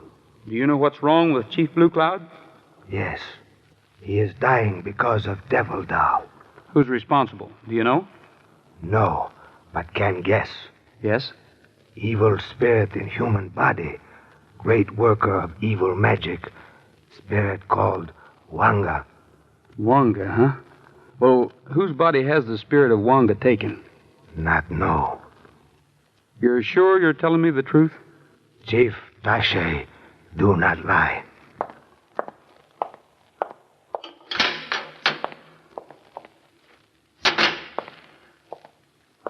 Any luck? Yeah, it seems all I have to do is find a human being whose body has been taken over by an evil spirit called Wonga.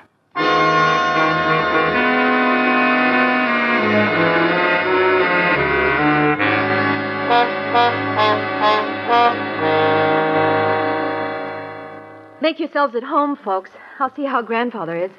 Nancy! Nancy! Yes, ma'am. How is he, Nancy? I think he is sleeping. Good. I'll just look in on him.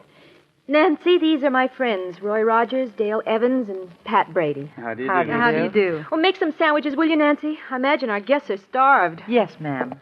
I'll have them ready right away. Excuse me a minute, will you? I'll see how Grandfather is. Well, sit down, folks. Make yourselves at home. Thank you. That's a charming Indian girl. Who is she? Nancy? Well, I guess you'd call her a maid, but she's really more than that. Her father worked for Betty's grandfather, and then when he passed away, Mr. Blue Cloud sent her east to school. When she returned, she became a kind of companion to Betty and her grandfather. Jack, what about this so-called feud between Chief Blue Cloud and Chief Tache? Well, it dates back to the last Indian War. Chief Blue Cloud took the part of the army. Yes, I know about that, but is there anything more to it? Anything you can think of? Well, of course, there's the ranch. This ranch? Yes. It was a gift from the federal government to Mr. Blue Cloud in exchange for his services to the army during the war, the army that conquered the Navajos. I see. Roy! It's Betty. Come on. Roy!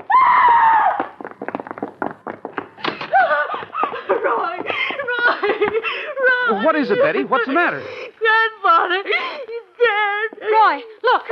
Yeah, it's the devil doll. With a pin in its heart. Roy, there's a piece of paper stuck to the pin. What does it say? There's one word on the paper, Dale. Just one word. Wonga.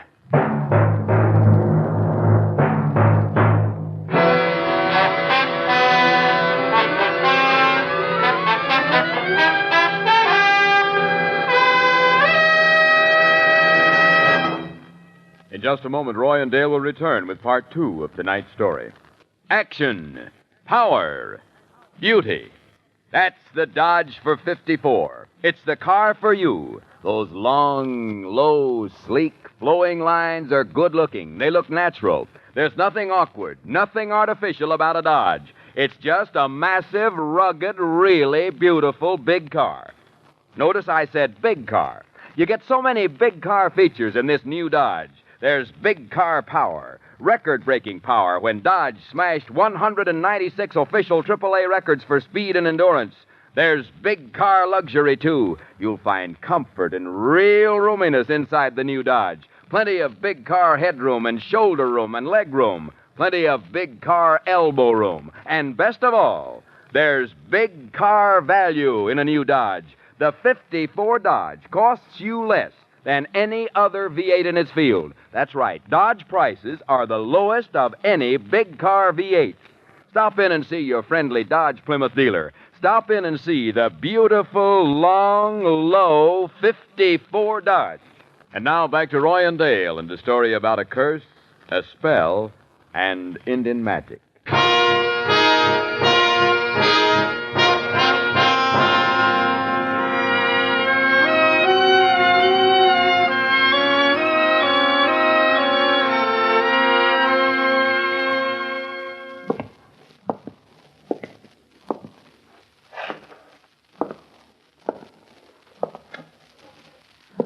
Why are you so restless, Roy? I'm sorry, but I've been trying to figure out something. What?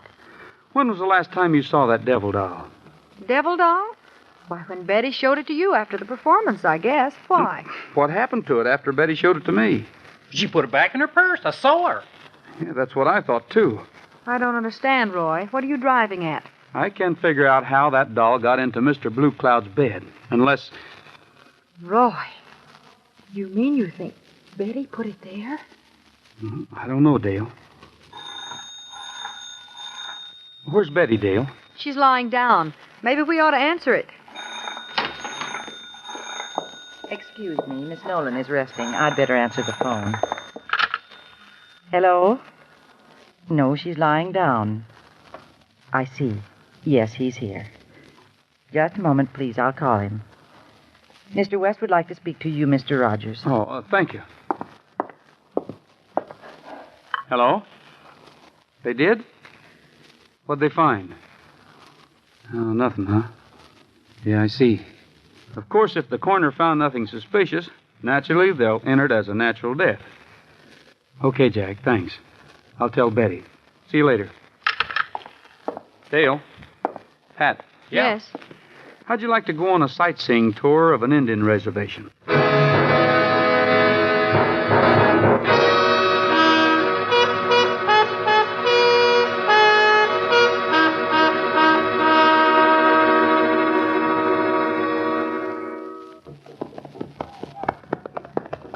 Hey, Roy.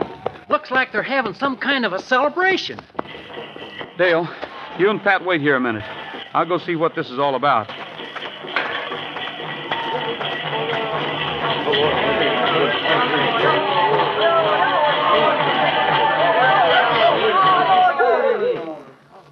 Well, if it isn't Chief Taché, I thought you were in jail. Released this morning, Mr. Rogers. Sheriff know I am innocent. He does? How? White man's doctor make examination of Blue Cloud. Find nothing wrong. Blue Cloud died natural death. I see. But you know that's not true, don't you? White man say true. You go now, Mr. Rogers. You not welcome here. One more question, Chief, then I'll leave. Are you sure you don't know what human being the spirit of Wonga inhabits? Wonga spirit make bad medicine. I make only good medicine. Know nothing about Wonga. Okay, Chief, if that's the way you want it. I guess that's the way it'll have to be. For the time being, anyway.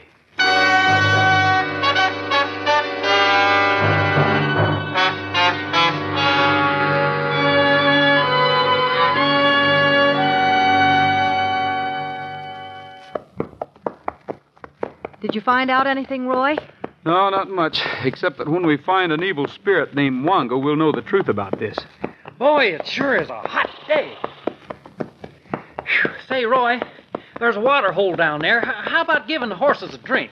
Good idea, Pat. Let's go. Isn't this a part of the Blue Cloud Ranch, Roy? Yes, it is, Dale. Sure is fine country, isn't it? Yeah. Pat? Yeah? I want you to turn around and head back to town. Oh, Roy, in this heat? I'm sorry, but this is important. Go to Western Union and send a telegram to Chief Osego. Tell him I need his help and ask him to join me at the Blue Cloud Ranch as soon as possible. Why do you want Chief Osego, Roy?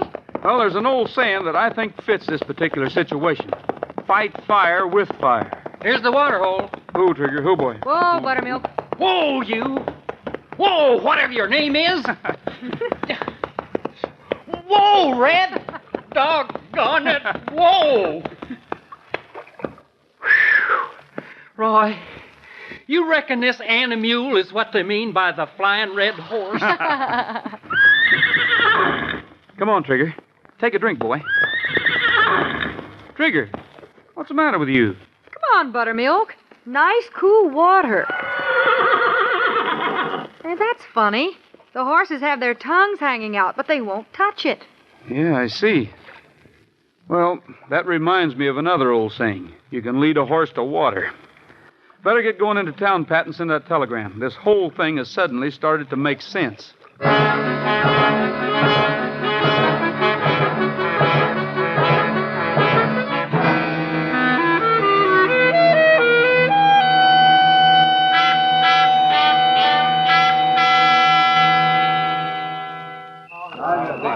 May I have your attention, please? I want to thank you all for coming to this lonely water hole at this time of night, especially those of you from the reservation and Chief Medicine Man Taché. I can assure you that this is not a joke or a party. It's very serious. The people in this community believe that Chief Taché had something to do with the death of Mr. Blue Cloud. I don't. So I've asked another great medicine man to come here and help us learn the truth. This is Chief Osego. Yotahe. Sukis. Chief Osego is going to make big medicine, powerful medicine that will dispel an evil spirit known by the name of Wonga. Will you take over, Chief Osego?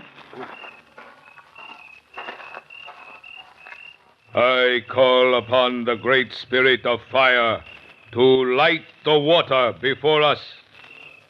I light this torch. I place it upon the water.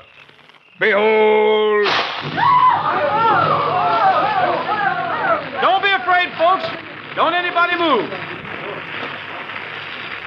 As you can see, the water's burning.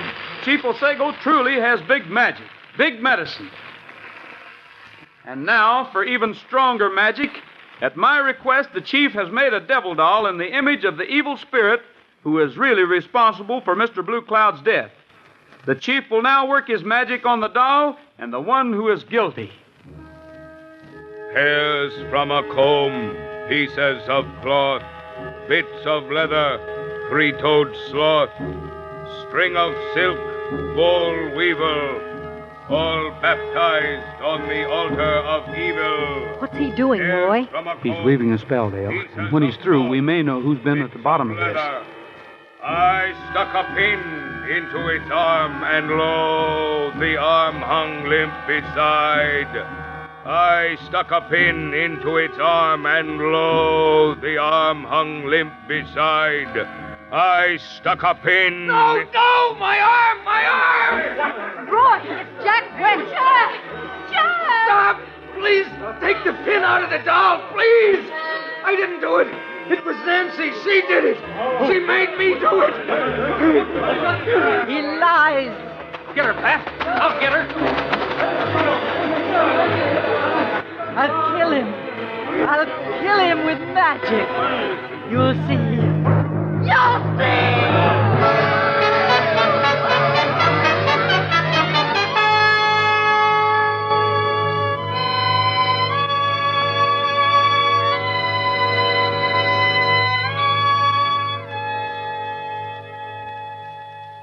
What made you suspect Jack West, Roy? Well, when I saw oil floating on the water, I realized why the horses wouldn't drink it.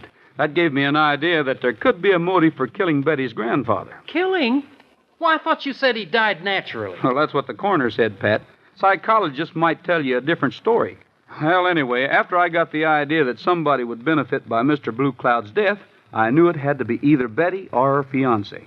I wired the United Museum in New York and found out that Jack West had spent 7 years in Africa doing research on black magic in addition to looking for fossils and old bones. He believes in devil dolls as much as Mr. Blue Cloud did. Is that the reason he actually felt a pain in his arm when Chief Osego had everybody under the hypnotic spell? That's right. Well, I still don't get it. Where did this Nancy or Wonga fit in? She was in love with Jack West. He promised to split the money with her after he married Betty and sold the oil rights to the ranch. It was Nancy who took the devil doll from Betty's purse and stuck the pin in its heart in front of Mr. Blue Cloud. The shock killed him. By the way, where is Jack West? He took out of here this morning like that red horse I've been riding. Oh, he must have been doing 60. Roy, you don't mean you let him get away. I couldn't stop him, Dale. Actually, he committed no crime. At least no crime that's recognized by the law. Good morning, Roy. Well, good morning. Dale. Good morning. Pat. How are you, Chief Osego? Fine, thank you. I could not help overhearing what you were discussing. I would not worry about Mr. West if I were you. He will receive his due punishment. Wonga has promised it. Wonga? You mean Nancy? Oh, now, Chief. Don't tell me an old showman like you believes in that stuff. I saw her practicing her black medicine late last night. She called upon the water spirits to do her evil. Fire spirits, water spirits. If you ask me, there's only one kind of spirits that I can put my faith in. Of course, I'll never touch them. I'll get it. Hello? Oh? Yes, Sheriff. This is Roy Rogers. What? Oh? Yes, I see. Well, thanks, Sheriff. Thanks for calling. What did the sheriff want, Roy? He called to tell us about Jack West. It seems he ran into a culvert. Was he hurt? His car turned over in an irrigation ditch. He was pinned beneath the car in the ditch. He drowned in 2 feet of water. And, folks, that's the whole story of what happened the time Dale and Pat and me ran into the spell of Indian magic.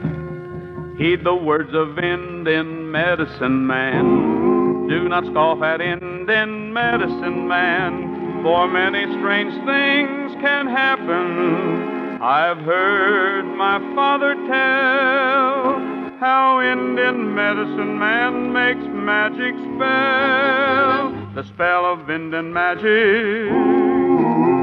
If you believe it, then the spell can capture you. A tiny doll, a tom-tom, a powder in the fire. The spell of Indian magic, the spell of mad desire.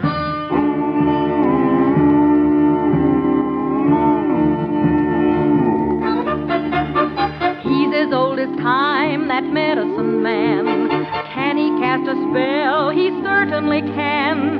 You say that such things are foolish, that we should not believe. But I have seen that old Indian chieftain weep. The spell of Indian magic.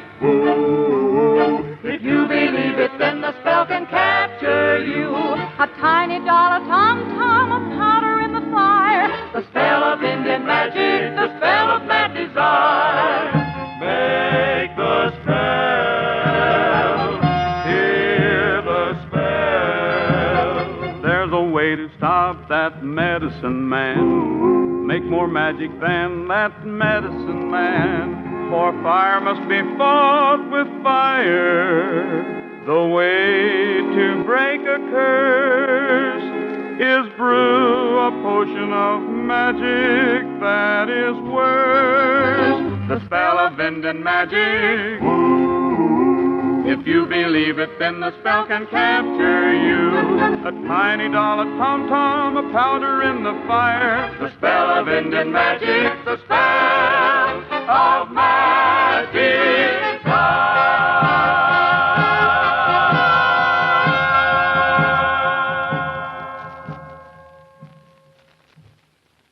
Now, folks, here are the Mellow Men. There's a better deal for the man at the wheel of a Dodge job-rated truck. It's easy to steer, you can turn on a dime. Dodge is easy to load, saves you work and time. Wider seats and a better view, ride so comfortable you'll say. There's a better deal for the man at the wheel of a Dodge job-rated truck. See Dodge today. Yes, friends, and here's still another reason why Dodge trucks mean a better deal for the man at the wheel. Sensational new Power Dome V8s, the world's most modern truck engines, are yours only with Dodge job-rated trucks. Thanks to the exclusive dome-shaped combustion chambers of Dodge truck Power Dome V8s, you get more power from regular gas, more miles to the gallon, more efficient performance than any other mass-produced V8s. New Power Dome V8s really save you money every mile you travel. So drop into your dependable Dodge truck dealers soon for a demonstration. Well, that does it for tonight, folks. See you next Thursday, same time. Until then, goodbye, good luck, and may the good Lord take a liking to you.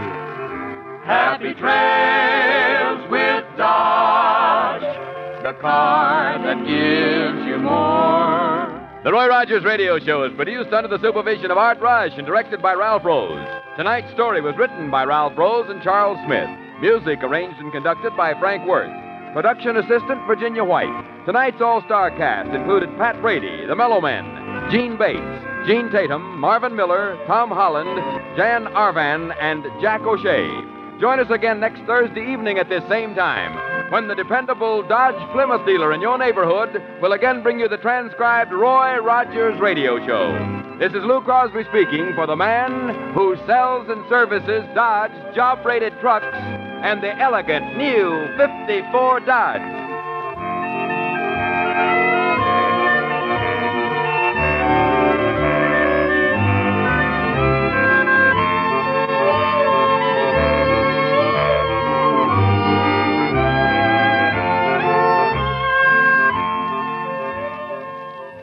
From 70 years ago, July 8th, 1950, Roy Rogers here on Classic Radio Theater with Wyatt Cox. Visit our webpage, classicradio.stream. Coming up next, Will Rogers Jr., Rogers of the Gazette.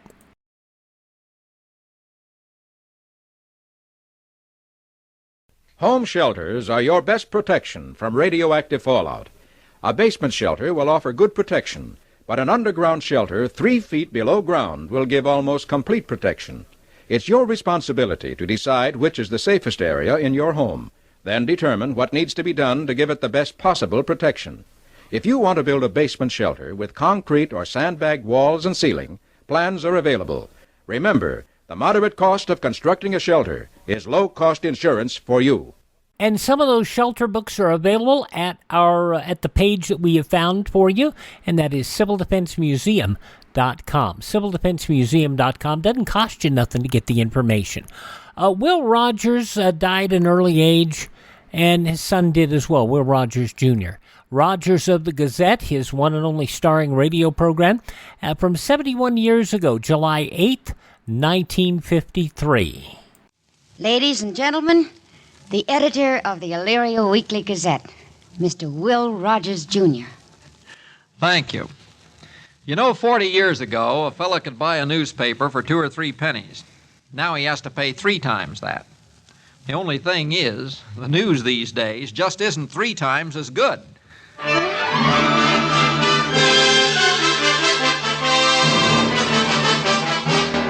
Rogers of the Gazette, offering you tonight, transcribed, the heartwarming story of a country newspaper and its friendly editor, and starring Will Rogers, Jr.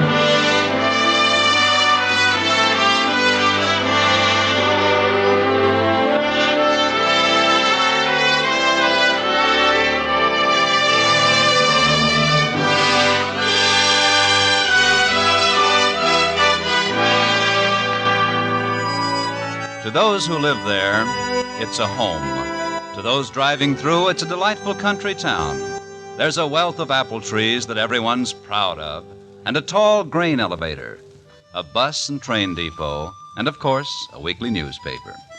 The office of the Elyria Gazette sits on one side of the town square and is a meeting place for many of Will's friends who drop in to pass the time with him and with Maggie Button, his assistant. It's early evening now, and almost time for the paper to go to press.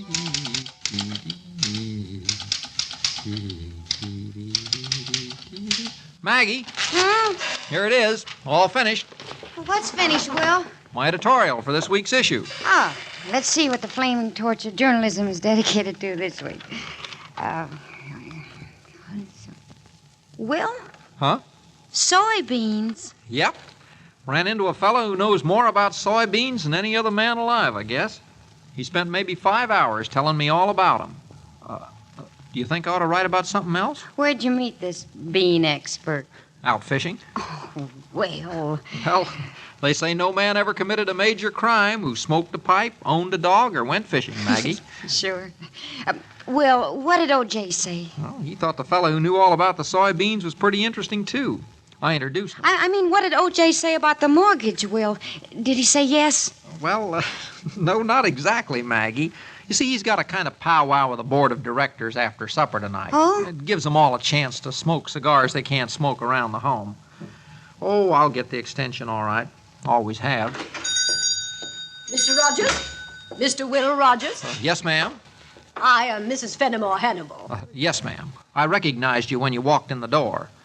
This is Maggie Button, my assistant editor. How do you do, Mrs. Hannibal? How do you do? Mr. Rogers, I am chairman of the Elyria Civic League, and this afternoon there was a meeting. I should have covered that, Maggie. At that meeting, the entire membership, and they represent every prominent family in Elyria, passed a resolution condemning the Elyria Weekly Gazette and its editor.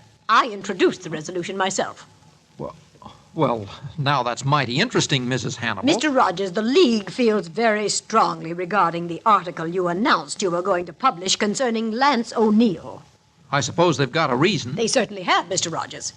Mr. O'Neill's reputation as a romantic adventurer and troublemaker is unsavory to many of the people in this community who remember him when he resided here.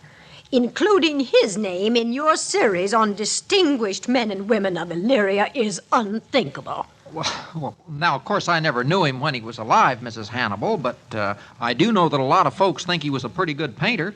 Why, over in Paris, at those academies, they've got maybe 5 or 6 pictures painted by Lance O'Neill of Illyria. I feel, and the League agrees wholeheartedly, that an artist whose only local work is painted on a saloon wall can hardly be a fit or edifying example for our younger generation to look up to. Well, now, I doubt if many of our younger generation get over to Huckabee's Bar and Grill much, Mrs. Hannibal. What about the article, Mr. Rogers? Well, I'll tell you what I'll do, Mrs. Hannibal.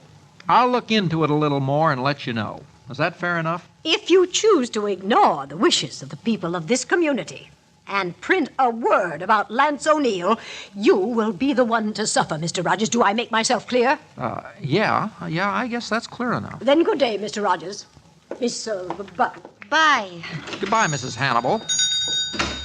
Those narrow-minded old biddies. Now, Maggie, they've got a right not to like the way I run the Gazette if they want to. Well, what are you going to do about this resolution? Print it. Well, Guess our readers will be interested in what the League did at their meeting this afternoon. Where's my hat? well, where are you going? Over to Huckabee's Bar and Grill. Like I told Mrs. Hannibal, I'm going to look into it a little more.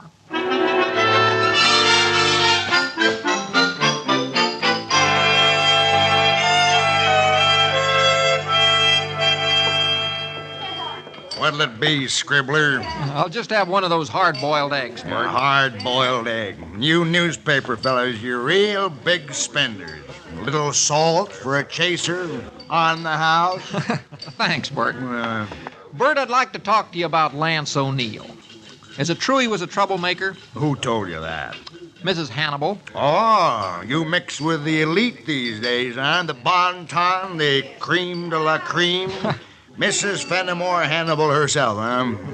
I take it that you and she don't Have I breathed a word of criticism? No, I wish this town had a dozen like her. You do? Uh-huh. Right now, it's got 100. My troublemaker. Hey, whose glasses are the shiniest in the state? Yours. And whose ale pipes are the cleanest? Yours. Then I'm a man whose opinions are entitled to respect. Am I right, Horace Greeley? Right, Bert. Okay, then, you listen to me. Lance O'Neill was a troublemaker. He disturbed a lot of people. He used to laugh out loud, and that annoyed a lot of pickle pusses who didn't see anything in this life to laugh about. He enjoyed just being alive. He didn't do any of the conventional things, and you'd be surprised how many just plain envied him for that. You paying mind, Arthur Brisbane? I am, Bert. Aye. And after he left town, instead of coming to the bad end everybody knew he would, he double-crossed them and got world famous. I don't think they'll ever forgive him for that. You see that painting on the wall? Well, look at it. I'm looking. Well, this town was so pleased at having spawned a genius that it almost starved him to death. He put that up there on my wall in gratitude to me for letting him live on my free lunch and slipping him a few dollars every once in a while. He put it there in 1910, and I've had enough big offers for it ever since. I could have retired if I wanted to retire. What do you think of that? You liked him a lot, didn't you? Me? I think he was crazy. Look at the way he painted that orchard, like it was in heaven. They tell me he left pictures of this town all over the world, and each one makes it out to be a paradise. If I was him and been treated as he was, I'd have made it like the other place, I can tell you. Thanks a lot, Bert. I'm going back to the office and write that article now. Just a second, Mr. Pulitzer. Yeah?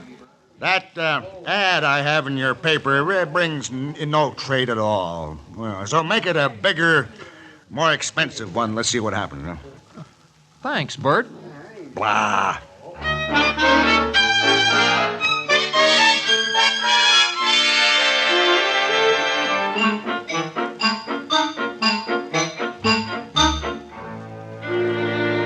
Yes, ma'am. No, ma'am. All right, ma'am. Effective at once. Well, every friend of Mrs. Hannibal and every member of her league have been calling up and canceling their subscriptions. Sure enough. Will, put down those notes and listen. 11 of our advertisers' names are on that list of people who signed the resolution. 3 of them have already canceled their ads. The bank isn't going to like that. Don't you want me to print the article, Maggie? It's not what I... Of course I do, Will. I'm just talking dollars and cents. I kind of guessed you were. Hello, Daddy. Miss Button. Hello, Jill, How honey. are you, Jill? What do you got there? Mrs. Weatherwax put up some supper for you, Daddy. There's enough for you, too, Miss Button. Chicken, butter beans, cornbread, and chocolate cake. Oh, thanks. No, honey, I'm full. Been eating my heart out all day. Well, what's the news from the Hello, front? Doc. Sit down. Thanks. Here, Jill, honey. Go get yourself an ice cream cone. Wait a minute. Here, get 2 of them. Wait a minute, Doc. Might make her sick. Now, let's not be narrow, son. Let an honest tradesman drum up a little business for himself. What do you say to Doc, Jill? Come more often. Yeah, that's my girl. Always be honest. Just for that, Jill, I'm going to marry you. You're a little too old for me. Oh, nonsense. I'm only 6 times your age. But in 10 years, when you're 20 and I'm 70, I'll only be 3 times your age. 20 years after that, you'll be 40 and I'll be 90, and that's only about twice your age. Pretty soon we'll be even. Then we'll get married. You'll have to ask my daddy. Bye. Goodbye. Bye, honey. You've done a good job with her, Will. You ought to be proud. Her mother'd be proud, too. She reminds me more of Ann every time I... Well, you put the paper to bed yet? Yeah, we haven't quite tucked it in. Good. I got some news. I've been out at the Ferguson place since 4 this morning. Shouldn't take Molly Ferguson 16 hours to have a baby. Not with all the practice she's had. Yeah, but this is the first time she ever tried triplets. Triplets? Hear that, Maggie? Isn't that just fine? Tear out that box with the senator's speech and put in a birth notice about the Fergusons. Will, that speech is pretty important. Not to the Fergusons and their friends. What are they, Doc? Boys? Girls? Right here. I wrote it all down, Maggie. Good, thanks. Boy, that is a good-looking woman. And I'm a man who appreciates a good-looking woman. I might marry her instead of Jill. Do I have to ask you about her, too? No. Maggie just works for me. Okay, then why don't you marry her? Huh? How was everything out in the countryside, Doc? I haven't had a ramble in weeks. Oh, it's the prettiest summer I can remember. Flowers just busting out. I picked a bunch on the way back, stopped at the cemetery and put some on my wife's grave. I put some on Ann's, too. Thank you, Doc. How's everything in the city side? Oh, just... Yeah, don't tell me. I heard all about it. Will, Lance O'Neill was one of the few people turned out of this town who gave himself to something he believed in. Oh, sure, old Charlie Rice built a railroad, and Ben Adams practically took over Wall Street once he got to New York. But 100 years from now, they'll be looking at Lance O'Neill's work and calling him a genius. You'd have liked Lance, Will. I think maybe I would, Doc. You know, you can tell a lot about a man when you bunk with him. And he and I roomed together during the summer and fall of 1912. That was his last year here, the year I graduated Hopkins. I still got some of his things around the house. Well, if his story turns out to be responsible for my premature death, I'll will my cadaver to you. You won't die from it. No, but the paper might. In fact, it will if O.J. and his board of directors don't extend my loan. See that light upstairs at the Farmers and Drovers? Yeah. Well, they're debating it now. Uh-oh, my nemesis. What'd you say? My nemesis, Mrs. Fenimore Hannibal, has just turned into the Farmers and Drovers. Yeah, relax, son. She's probably going in there just to say good night to her money. I wonder how much she'll leave when she goes. All she has, same as everyone else. Yeah, but this is an awful healthy town, though. Most salubrious climate in the state. Did you know we had to import 2 corpses from Chicago to start the cemetery here? Doc, why do you suppose that as far as Lance O'Neill is concerned, a man world famous for his art, this town acts as though it had spawned another Jack the Ripper or a Typhoid Mary? Well, the way I figured, Will, somebody's just mad, or scared, or both. That's kind of the way I figured it too, Doc.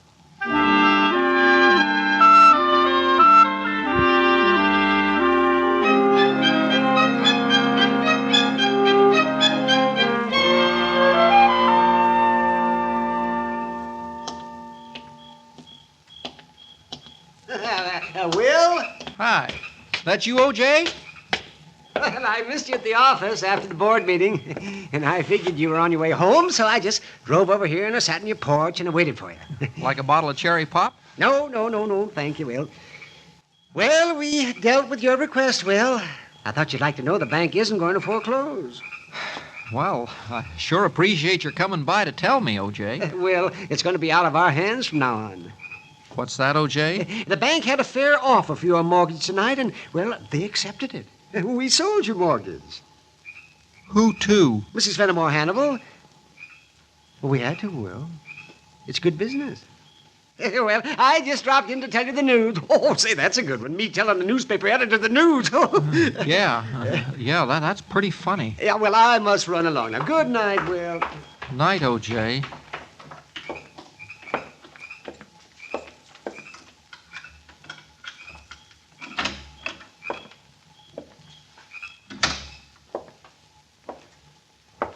Hello, Daddy. Jill.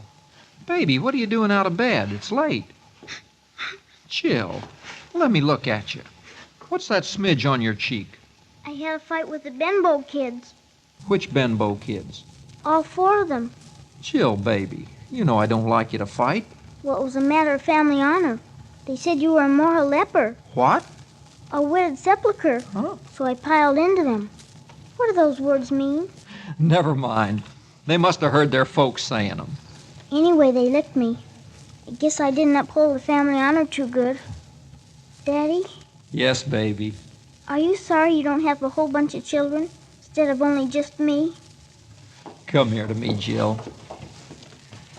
Jill, honey, did I ever tell you about the time that all the beasts of the forest were boasting about how many offspring they had? Uh-uh. Well, the rabbits were the most uppity, because they had dozens, you know. And the pigs were sort of snooty, too. They had whole litters at a time. Then they finally asked Mrs. Lion how many she had. And she said, only one. But that one is a lion. Understand, baby? Oh, Daddy, you're so beautiful.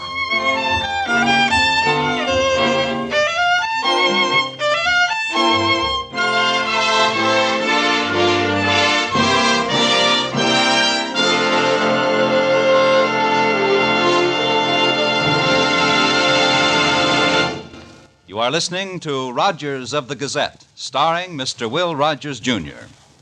Tomorrow night, on most of these same stations, Mr. and Mrs. Ronald Colman, one of Hollywood's foremost couples, inaugurate the new Thursday Theater series for CBS Radio with an adaptation of the James Hilton novel Random Harvest. Don't forget, tomorrow night on CBS Radio. And now we continue with the second act of tonight's show.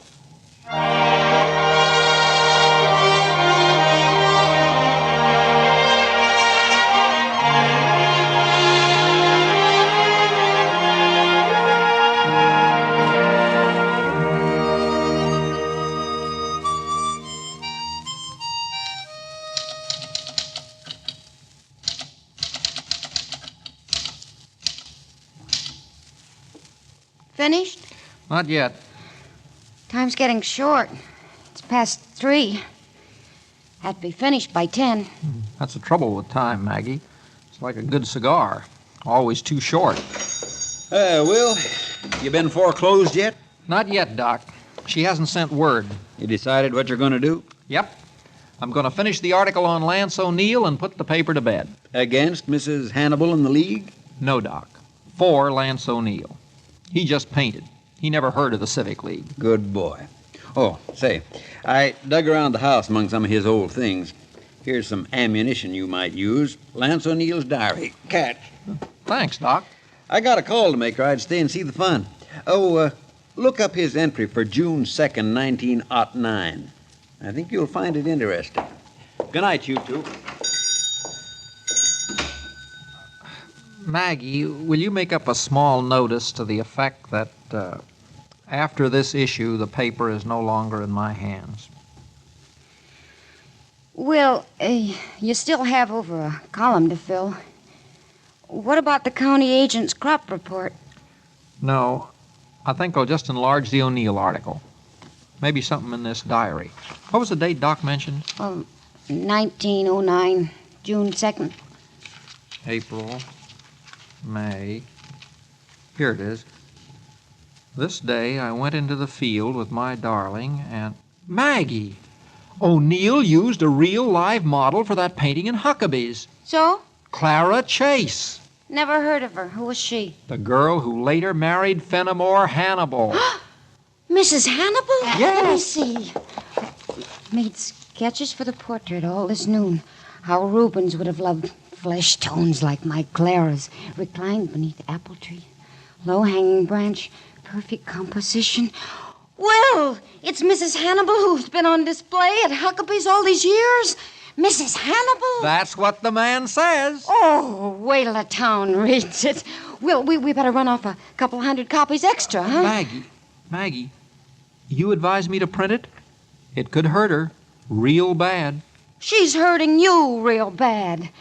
Will, you haven't any doubts about using it, have you? Yes, I have doubts. Well, you better clear 'em up real fast then. That press has to start rolling in 20 minutes.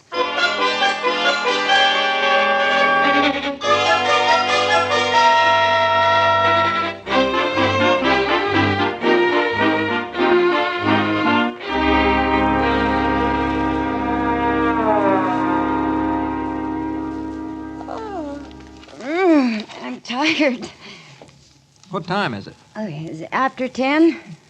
We missed the band concert. Don't we always on the night we have to put her away? Seems. Now that the paper's gone to press, Maggie, do you think I did the right thing? You never did a righter thing, Will. Uh-oh. What? Crossing the square. Huh? Charlie Vernier. I forgot. The bank said he was coming over on legal business. Good evening, Maggie. Will? Hi. Why, Charlie, what are you doing all by yourself? You slipped your leash? I was instructed to meet Mrs. Hannibal here this evening. I suppose it's about taking over the mortgage. It is. This all pleases you a great deal, doesn't it, Charlie Vernier? Oh, Maggie, I didn't mean that... Well, Charles, did you tell them? Not yet, Mrs. Hannibal. I thought perhaps Mr. you... Rogers, I think you've already been informed that I now hold the mortgage on this property. I know. And I believe you've made a request for an extension of time in which to pay your note. That request is denied. Can you pay the note now? No, I can't, Mrs. Hannibal. Then I foreclose. I see. However, I'm told you're a fairly capable young man, and if we can agree as to salary and other things, you may remain editor. I plan no great changes, just a slightly different emphasis in policy. To begin with, all advertising contracts with Bert Huckabee are hereby suspended. Go on. And, of course, the article on Lance O'Neill himself will not appear at all. Well, now, that's a little impossible, Mrs. Hannibal. Careful, Will. Mr. Rogers, this is my paper now. I'll run it as I see fit. Too late. This week's issue's already gone to press. I see. And it contains the article that the League so strongly opposed? I'm afraid so, Mrs. Hannibal. You're fired. Tell him he's fired, Charles. You're through, Will. Now, wait a minute, Charlie. Mrs. Hannibal. You're both a little whopper-jawed. What? My note doesn't fall due until tomorrow. Until then, I own this property and I run this newspaper.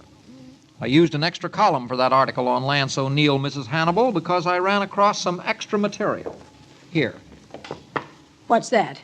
It's Lance O'Neill's personal diary, Mrs. Hannibal. Personal diary? Very personal diary.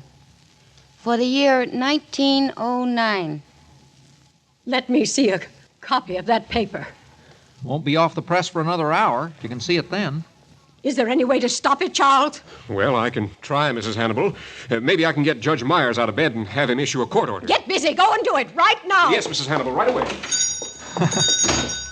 It'll take a better lawyer than Charlie, and a lot different laws than we got right now to stop any paper in this country from being printed, Mrs. Hannibal. But I'll tell you what. Most of the material in my article came from that diary. Now, you can take it with you and look at it if you want. Oh. Night, Mrs. Hannibal. Oh, Will.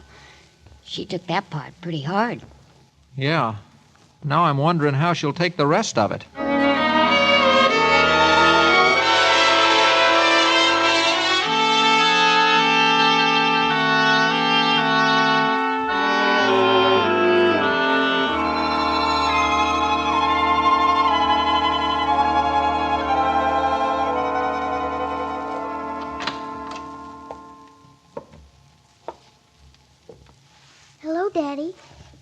What's wrong?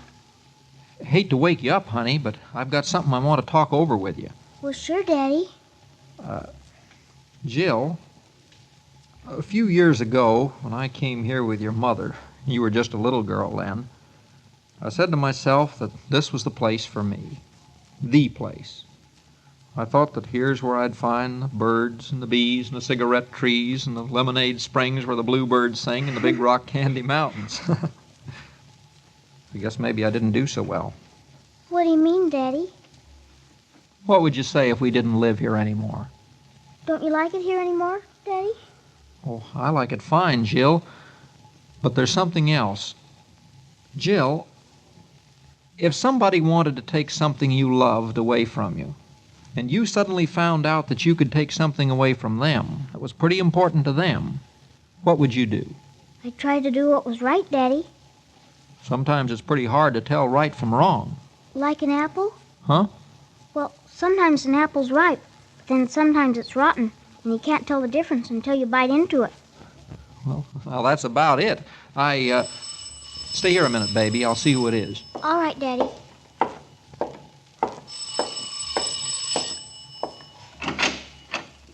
Well, hello. I'm sorry to be calling so late, Mr. Rogers, but I saw a light and I wanted to talk to you. Come in, Mrs. Hannibal. No. Oh, I'd rather stand here in the dark. Mr. Rogers, I've read this diary. Yes, ma'am. I came to tell you that I'm glad you wrote an article on Lance. He was a wonderful and creative man that anybody could be proud of. Particularly a woman he loved that didn't deserve any part of his love. Now. I'm sorry, Mr. Rogers. I suppose I wanted you not to write the article because I was afraid you'd somehow connect me with him and it would ruin me here, make me a laughingstock. But now that doesn't seem to matter much. It's funny finding you were really loved by a man who's been dead 20 years. Well, I don't have to go into that. No, ma'am. Well, I came to tell you something else, Mr. Rogers. First thing in the morning, I'm selling the mortgage back to the bank and recommending they give you a 90-day extension on your note. Well, now that's mighty decent of you. And I want to thank you for letting me see this diary. Why don't you keep it? I will. Always. Well, I don't suppose I'll be seeing you ever again. I think I'll be leaving town very shortly, since it'd be impossible to live here after the truth is out. I'm not ashamed of it, but acting as I have, I'm just... Wait a minute, Mrs. Hannibal. Here's a copy of the paper. They just began running them off when I left the office. Oh. It wouldn't have served any public interest to tell folks about you and Lance, or how you posed for him now and then. I thought that what was in that diary sort of belonged to you and him, nobody else. So you won't find your name in the paper, Mrs. Hannibal, anywhere. Oh, thank you, Mr. Rogers. Good night.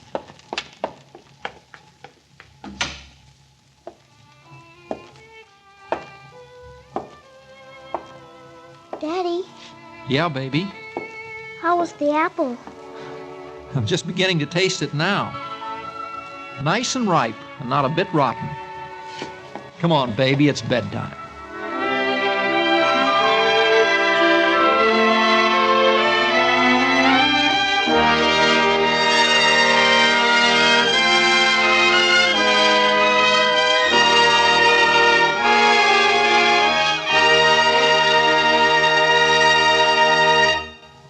You have just heard Rogers of the Gazette, starring Mr. Will Rogers, Jr., with Georgia Ellis as Maggie Button. Tonight's story was written by Walter Brown Newman and E. Jack Newman and is produced and transcribed by Norman McDonald. Featured in the cast were Parley Baer as Doc and Mary McGovern as Jill, with Howard McNear, Byron Kane, and John Dehner. The special music was composed and conducted by Wilbur Hatch. Bob Lamont speaking.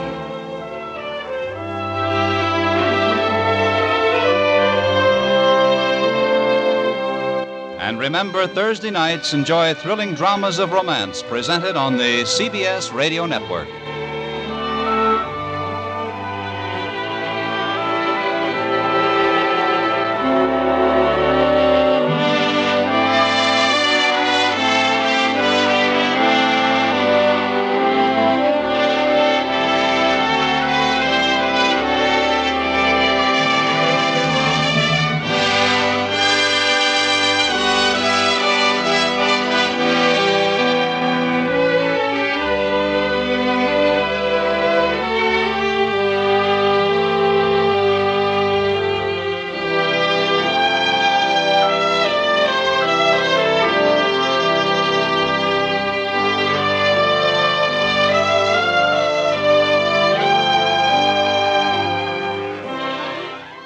first show of the series. It would run from July 8th, 1953 until, I believe it's January 20th, 1954. Rogers of the Gazette here on Classic Radio Theater with Wyatt Cox. Rogers had I guess might have been part of being the son of a star, but he had lots of issues in politics. He ran for the Senate. He ran for various places, but he had difficult times getting in to do anything more than just being Will Rogers' son. His minor career as an actor, and he retired to his ranch in Arizona in poor health. He suffered several strokes, had heart problems, had hip replacements. He died by suicide at the age of 81. He did have a long life, but it was a troubled one. Will Rogers Jr., Rogers of the Gazette. Up next on Classic Radio Theater with Wyatt Cox, we'll have an episode of Claudia, and we'll visit the baby. But first, I'll tell you tomorrow, we will have drama with, and mostly crime, with yours truly, Johnny Dollar, starring Mandel Kramer as Dollar, an episode of Suspense entitled Epitaph, also The Whistler, Jeff Regan Investigator, and another episode of Superman. Let's go check in with the baby. Okay, we'll do it after this.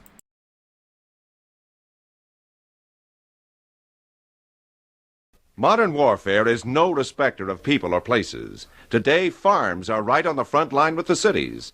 Many of the same emergency items that will help take care of your family will also keep your farm producing. Stored fuels for farm equipment, emergency power, spare parts for farm machinery. Arrange for extra storage space for grains, eggs, dairy products, and other perishables. Everything you can produce will be needed. The nation's survival under attack will depend on how well you prepare now. Okay, we wrap up this Monday edition of Classic Radio Theater with Wyatt Cox by going to the hospital. I'm going to check in and see how Claudia and the baby are doing. This episode from 76 years ago, July 8th, 1948. Your Coca-Cola bottler presents Claudia, based on the famous play and novels by Rose Franken. Brought to you transcribed Monday through Friday by your friendly neighbor who bottles Coca-Cola. Relax, and while you're listening, refresh yourself. Have a Coke. And now, Claudia.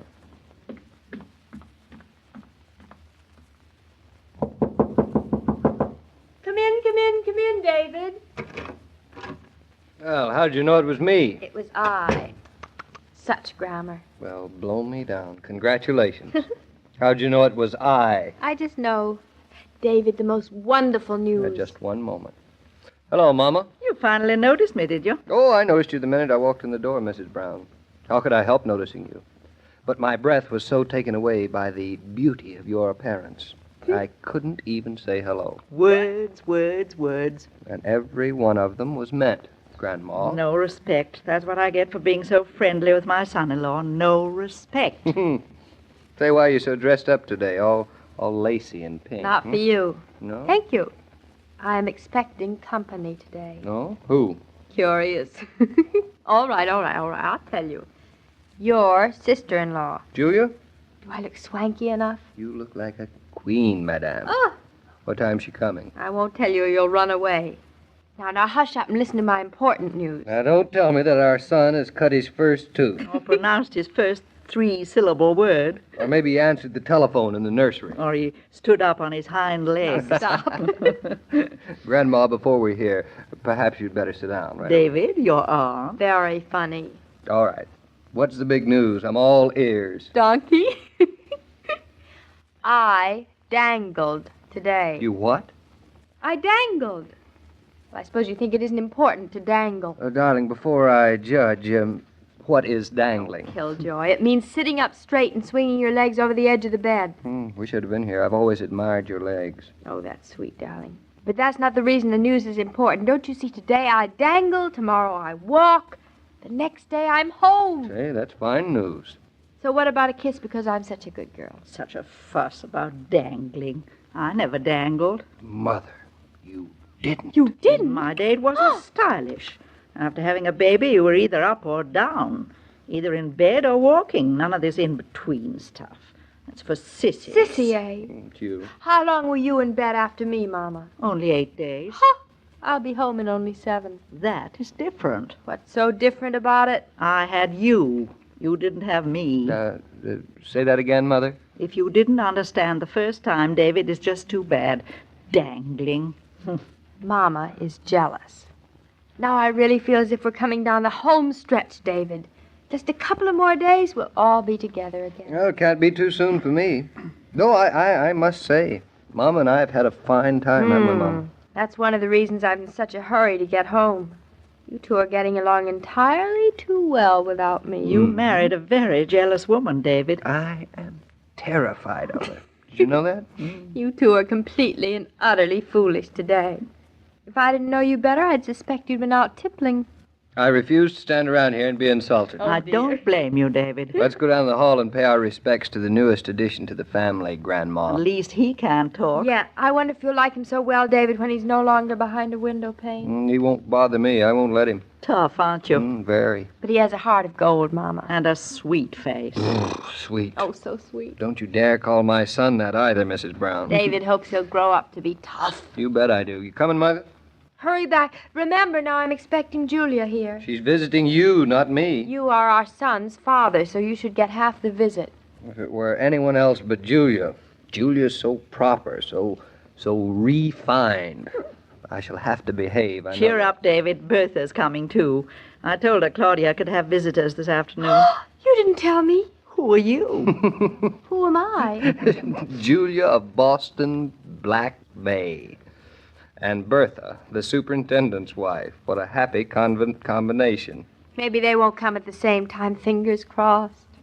Well, it'll do Julia good to meet Bertha. If Julia appreciates her and isn't feeling like having airs today.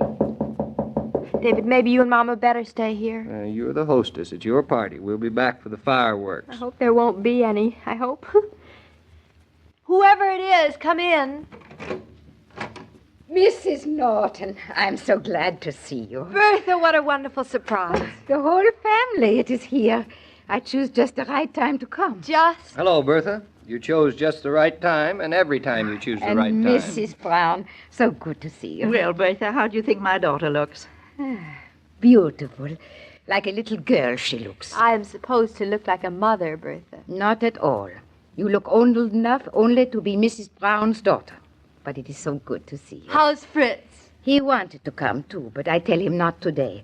This is not right. You should not be crowded with people. One person at a time. One person at a time's a good idea. I'll tell Julia. David, now hush up. Bertha, what do you think I'm going to get out of bed tomorrow? Yeah? So soon? So soon? I thought the day would never come. Why is it? Is everybody trying to keep me in bed forever? Peace. It's wonderful. Then everything, it went fine? Oh, it was a cinch. Oh, Bertha, we've been so lucky. Yeah. But it is right that sometimes the nice people are lucky, too. Bertha, if you don't mind, Mrs. Brown and I are going down the hall to say hello to a certain baby that we're interested in. Have you seen him? After Mrs. Norton. Then I have time. He's not bad looking for Claudia's son. And yours. Come along, David. And Bertha, please stay here until we get back. I'll keep her here. But, David, hurry up. Remember Julia? Good luck, darling. After you, old mother of mine. Oh, Bertha, if you could teach these children some manners, I'd be so grateful. David is just like Mama's son, isn't he? Yeah, because Mrs. Brown is so much a mother. I hope I'll be able to be like her. You will. And with Mr. Norton to help you, your baby will be a fine man. Between Mama and David, I'll manage.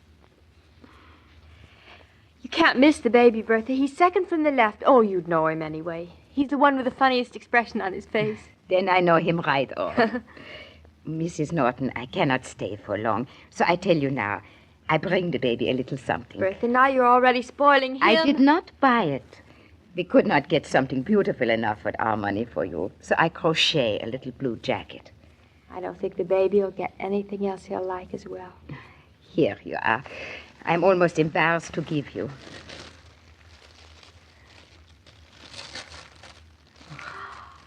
Oh, Bertha, you're so talented. Oh, I wish I could wear it. You know, I'm getting jealous of that son of mine. He's getting such lovely presents. I'll bet that's Julia. You know, it's a regular convention here today. Well, come in. Come on in. I go. Now, nonsense, Bertha. You just stay. It's only me, Claudia. Only you. Julia, I'm delighted you came. I didn't want to come too soon. Are you sure today's all right? Today is perfect. Julia, I'd like you to meet Bertha.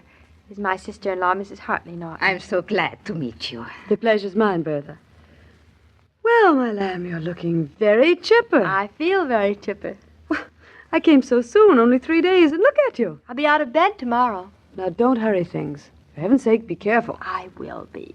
I think a few days in a hospital can be very pleasant. You certainly have done very well with flowers. Look at that big basket of fruit. Nancy Riddle sent it to me. She always sends fruit. For births, sailings, New Year's Eve, funerals. Nancy always sends fruit. Well, Bertha, don't you think the patient looks well? Mrs. Norton is not a patient. She is now more like a guest at her own party. That's exactly how I feel. In Europe, when a woman had a baby, in the little village where I was born, there was always a party in the house, and the new mother, she was the very special guest. What a lovely idea. Yeah, with music and wine. Every child born a king. I'm afraid the friends I've visited in hospitals wouldn't quite fall into the spirit of that. Really? For heaven's sakes, why? There's nothing I like better than a good party. Well, you're very special, Lamb. Nothing seems to bother you at all. That child does not let anything bother her at all. You flatter me. No, I think maybe Bertha's right. Darling, here, unload me. There's some perfume and a bed jacket for you. Perfume? From Paris. Oh, it must smell wonderful. I hope there's an occasion soon for me to wear it. Wear it now. Now, sitting in bed? Such a waste. And look at this chiffon bed jacket. Honestly, I'm tempted to spend another week here. It isn't anything. My real present's for the baby. You'll find a perambulator and a carriage blanket set when you get back. I had it sent. Should I had it sent up to the farm? No, it's perfect. The baby can sleep in it when we're at Mama's. Julia, you're so extravagant. This heavenly perfume. David won't know me in it. Bed jacket and the perambulator. I ought to have a baby every week. I think you've done just about enough for the present. I hope you're not going to tie yourself down with an enormous family. You're much too young. This is just the beginning. You're going to be an aunt lots of times. Well, think it over, Claudia. I don't have to. Well, Bertha's promised to crochet me a little coat for each of my children. Now, that's an incentive, isn't it? Oh, Liebchen, you make fun. No, I don't, Bertha. Look, Julie, isn't it lovely? Well, you made this, Bertha? It is nothing. Where I come from, crocheting is learned by little babies. Before I was 12, I make myself a bedspread. You two women certainly make me feel helpless. One of you crocheting so beautifully, the other producing a son, and 3 days later acting as if nothing had happened. I think I'd better go home. Oh, no, Julia, stay. David will be back in a minute. He'll want to see you. But I go. You have enough visitors for today. Just because I'm in the hospital, everybody thinks I've got to take orders. Yeah, you take orders. That is why you are here. When you get home, you do as you want. I'll remember that, and I'll quote you. Now I see the baby and say goodbye to your husband and to your mama. They're down the hall, Julia, with their noses plastered against a certain nursery window. And remember, anything you want or need, just call me up. Fritz and I will do anything we can. I'll call you, Bertha. But only because I want to thank you for everything. Goodbye, Bertha. Well, goodbye. I go now and see the baby. Sweet wishes, Mrs. Norton. Thank you. What a charming woman. Yes, isn't she? And perfect manners. Real dignity about her. She was born with it. Bertha's an aristocrat inside. That's the only real kind, I guess. You know, it's one of the nicest things about my marriage, Julia. What is, Lamb? You. Because I'm related to such a nice relative. Whenever you can't find the young folks, chances are they've stopped at the local fountain to join their friends for Coke. The fountain is their club, and Coke is what they like to drink. So they like to be able to offer it to friends when the crowd drops in at home. It would be fine if all their requests were as easy to grant, for Coke is only 5 cents a bottle today, as it has been right along. Mr. King, Have you seen Claudia yet? Well, I'm just about to drop in and pay my respects. That child is really astounding. She acts as if nothing had happened. And yet she's well aware of the great gift she's received. Is she? It's difficult to know just what's going on inside Claudia's head. A great deal is, as Dr. Rowland will find out tomorrow. Dr. Rowland? Yes, you see, not every case is as successful as Claudia's, and doctors are human. They blame themselves for losing. Dr. Rowland is the best physician in New York. That's why I recommended him to Claudia. Well, it happens even to the best. But that's for tomorrow. That and Claudia's first walk down the corridor. Which reminds me, I'd better hurry down and call on my first nephew. Goodbye, Mr. King. So long, Mrs. Naughton. As I was about to say, every day, Monday through Friday, Claudia comes to you transcribed with the best wishes of your friendly neighbor who bottles Coca-Cola. So listen again tomorrow at the same time. And now this is Joe King saying au revoir. And remember, whoever you are, whatever you do, wherever you may be, when you think of refreshment, think of Coca-Cola. For Coca-Cola makes any pause the pause that refreshes. And ice-cold Coca-Cola is everywhere. This broadcast of Claudia was supervised and directed by William Brown Maloney. And we'll check back with Claudia, David, and the baby in a few days here on Classic Radio Theater with Wyatt Cox. Tomorrow, we will have, and let's update you for the next 3 days because that's what I've got here right now. We will look at Sunday, July 9th, 1961, with episodes of Yours Truly, Johnny Dollar in Suspense, an episode of The Whistler, Jeff Regan Investigator, and the wrap-up of the White Plague episode of Superman. Of course, we'll have a new series starting then. That all will be coming up on Tuesday. On Wednesday, Granby's Green Acres, a fun show. It is I guess you'd have to say, an indirect relative of the television show Green Acres, but it stars Gail Gordon and B. Benaderet as in starring roles as Mr. and Mrs. Granby. We will also have episodes of Our Miss Brooks, Too Many Cooks, an episode of Have Gun Will Travel, and Lum and Abner. That'll be coming up on Wednesday. And Thursday, the Chase and Sanborn Hour, the Mercury Theater on the Air presentation of Dracula, and a new series of Superman. That's all coming up over the next few days. Visit our webpage, classicradio.stream. Would love to hear from you and love your support of this program. For Classic Radio Theater, I'm Wyatt Cox.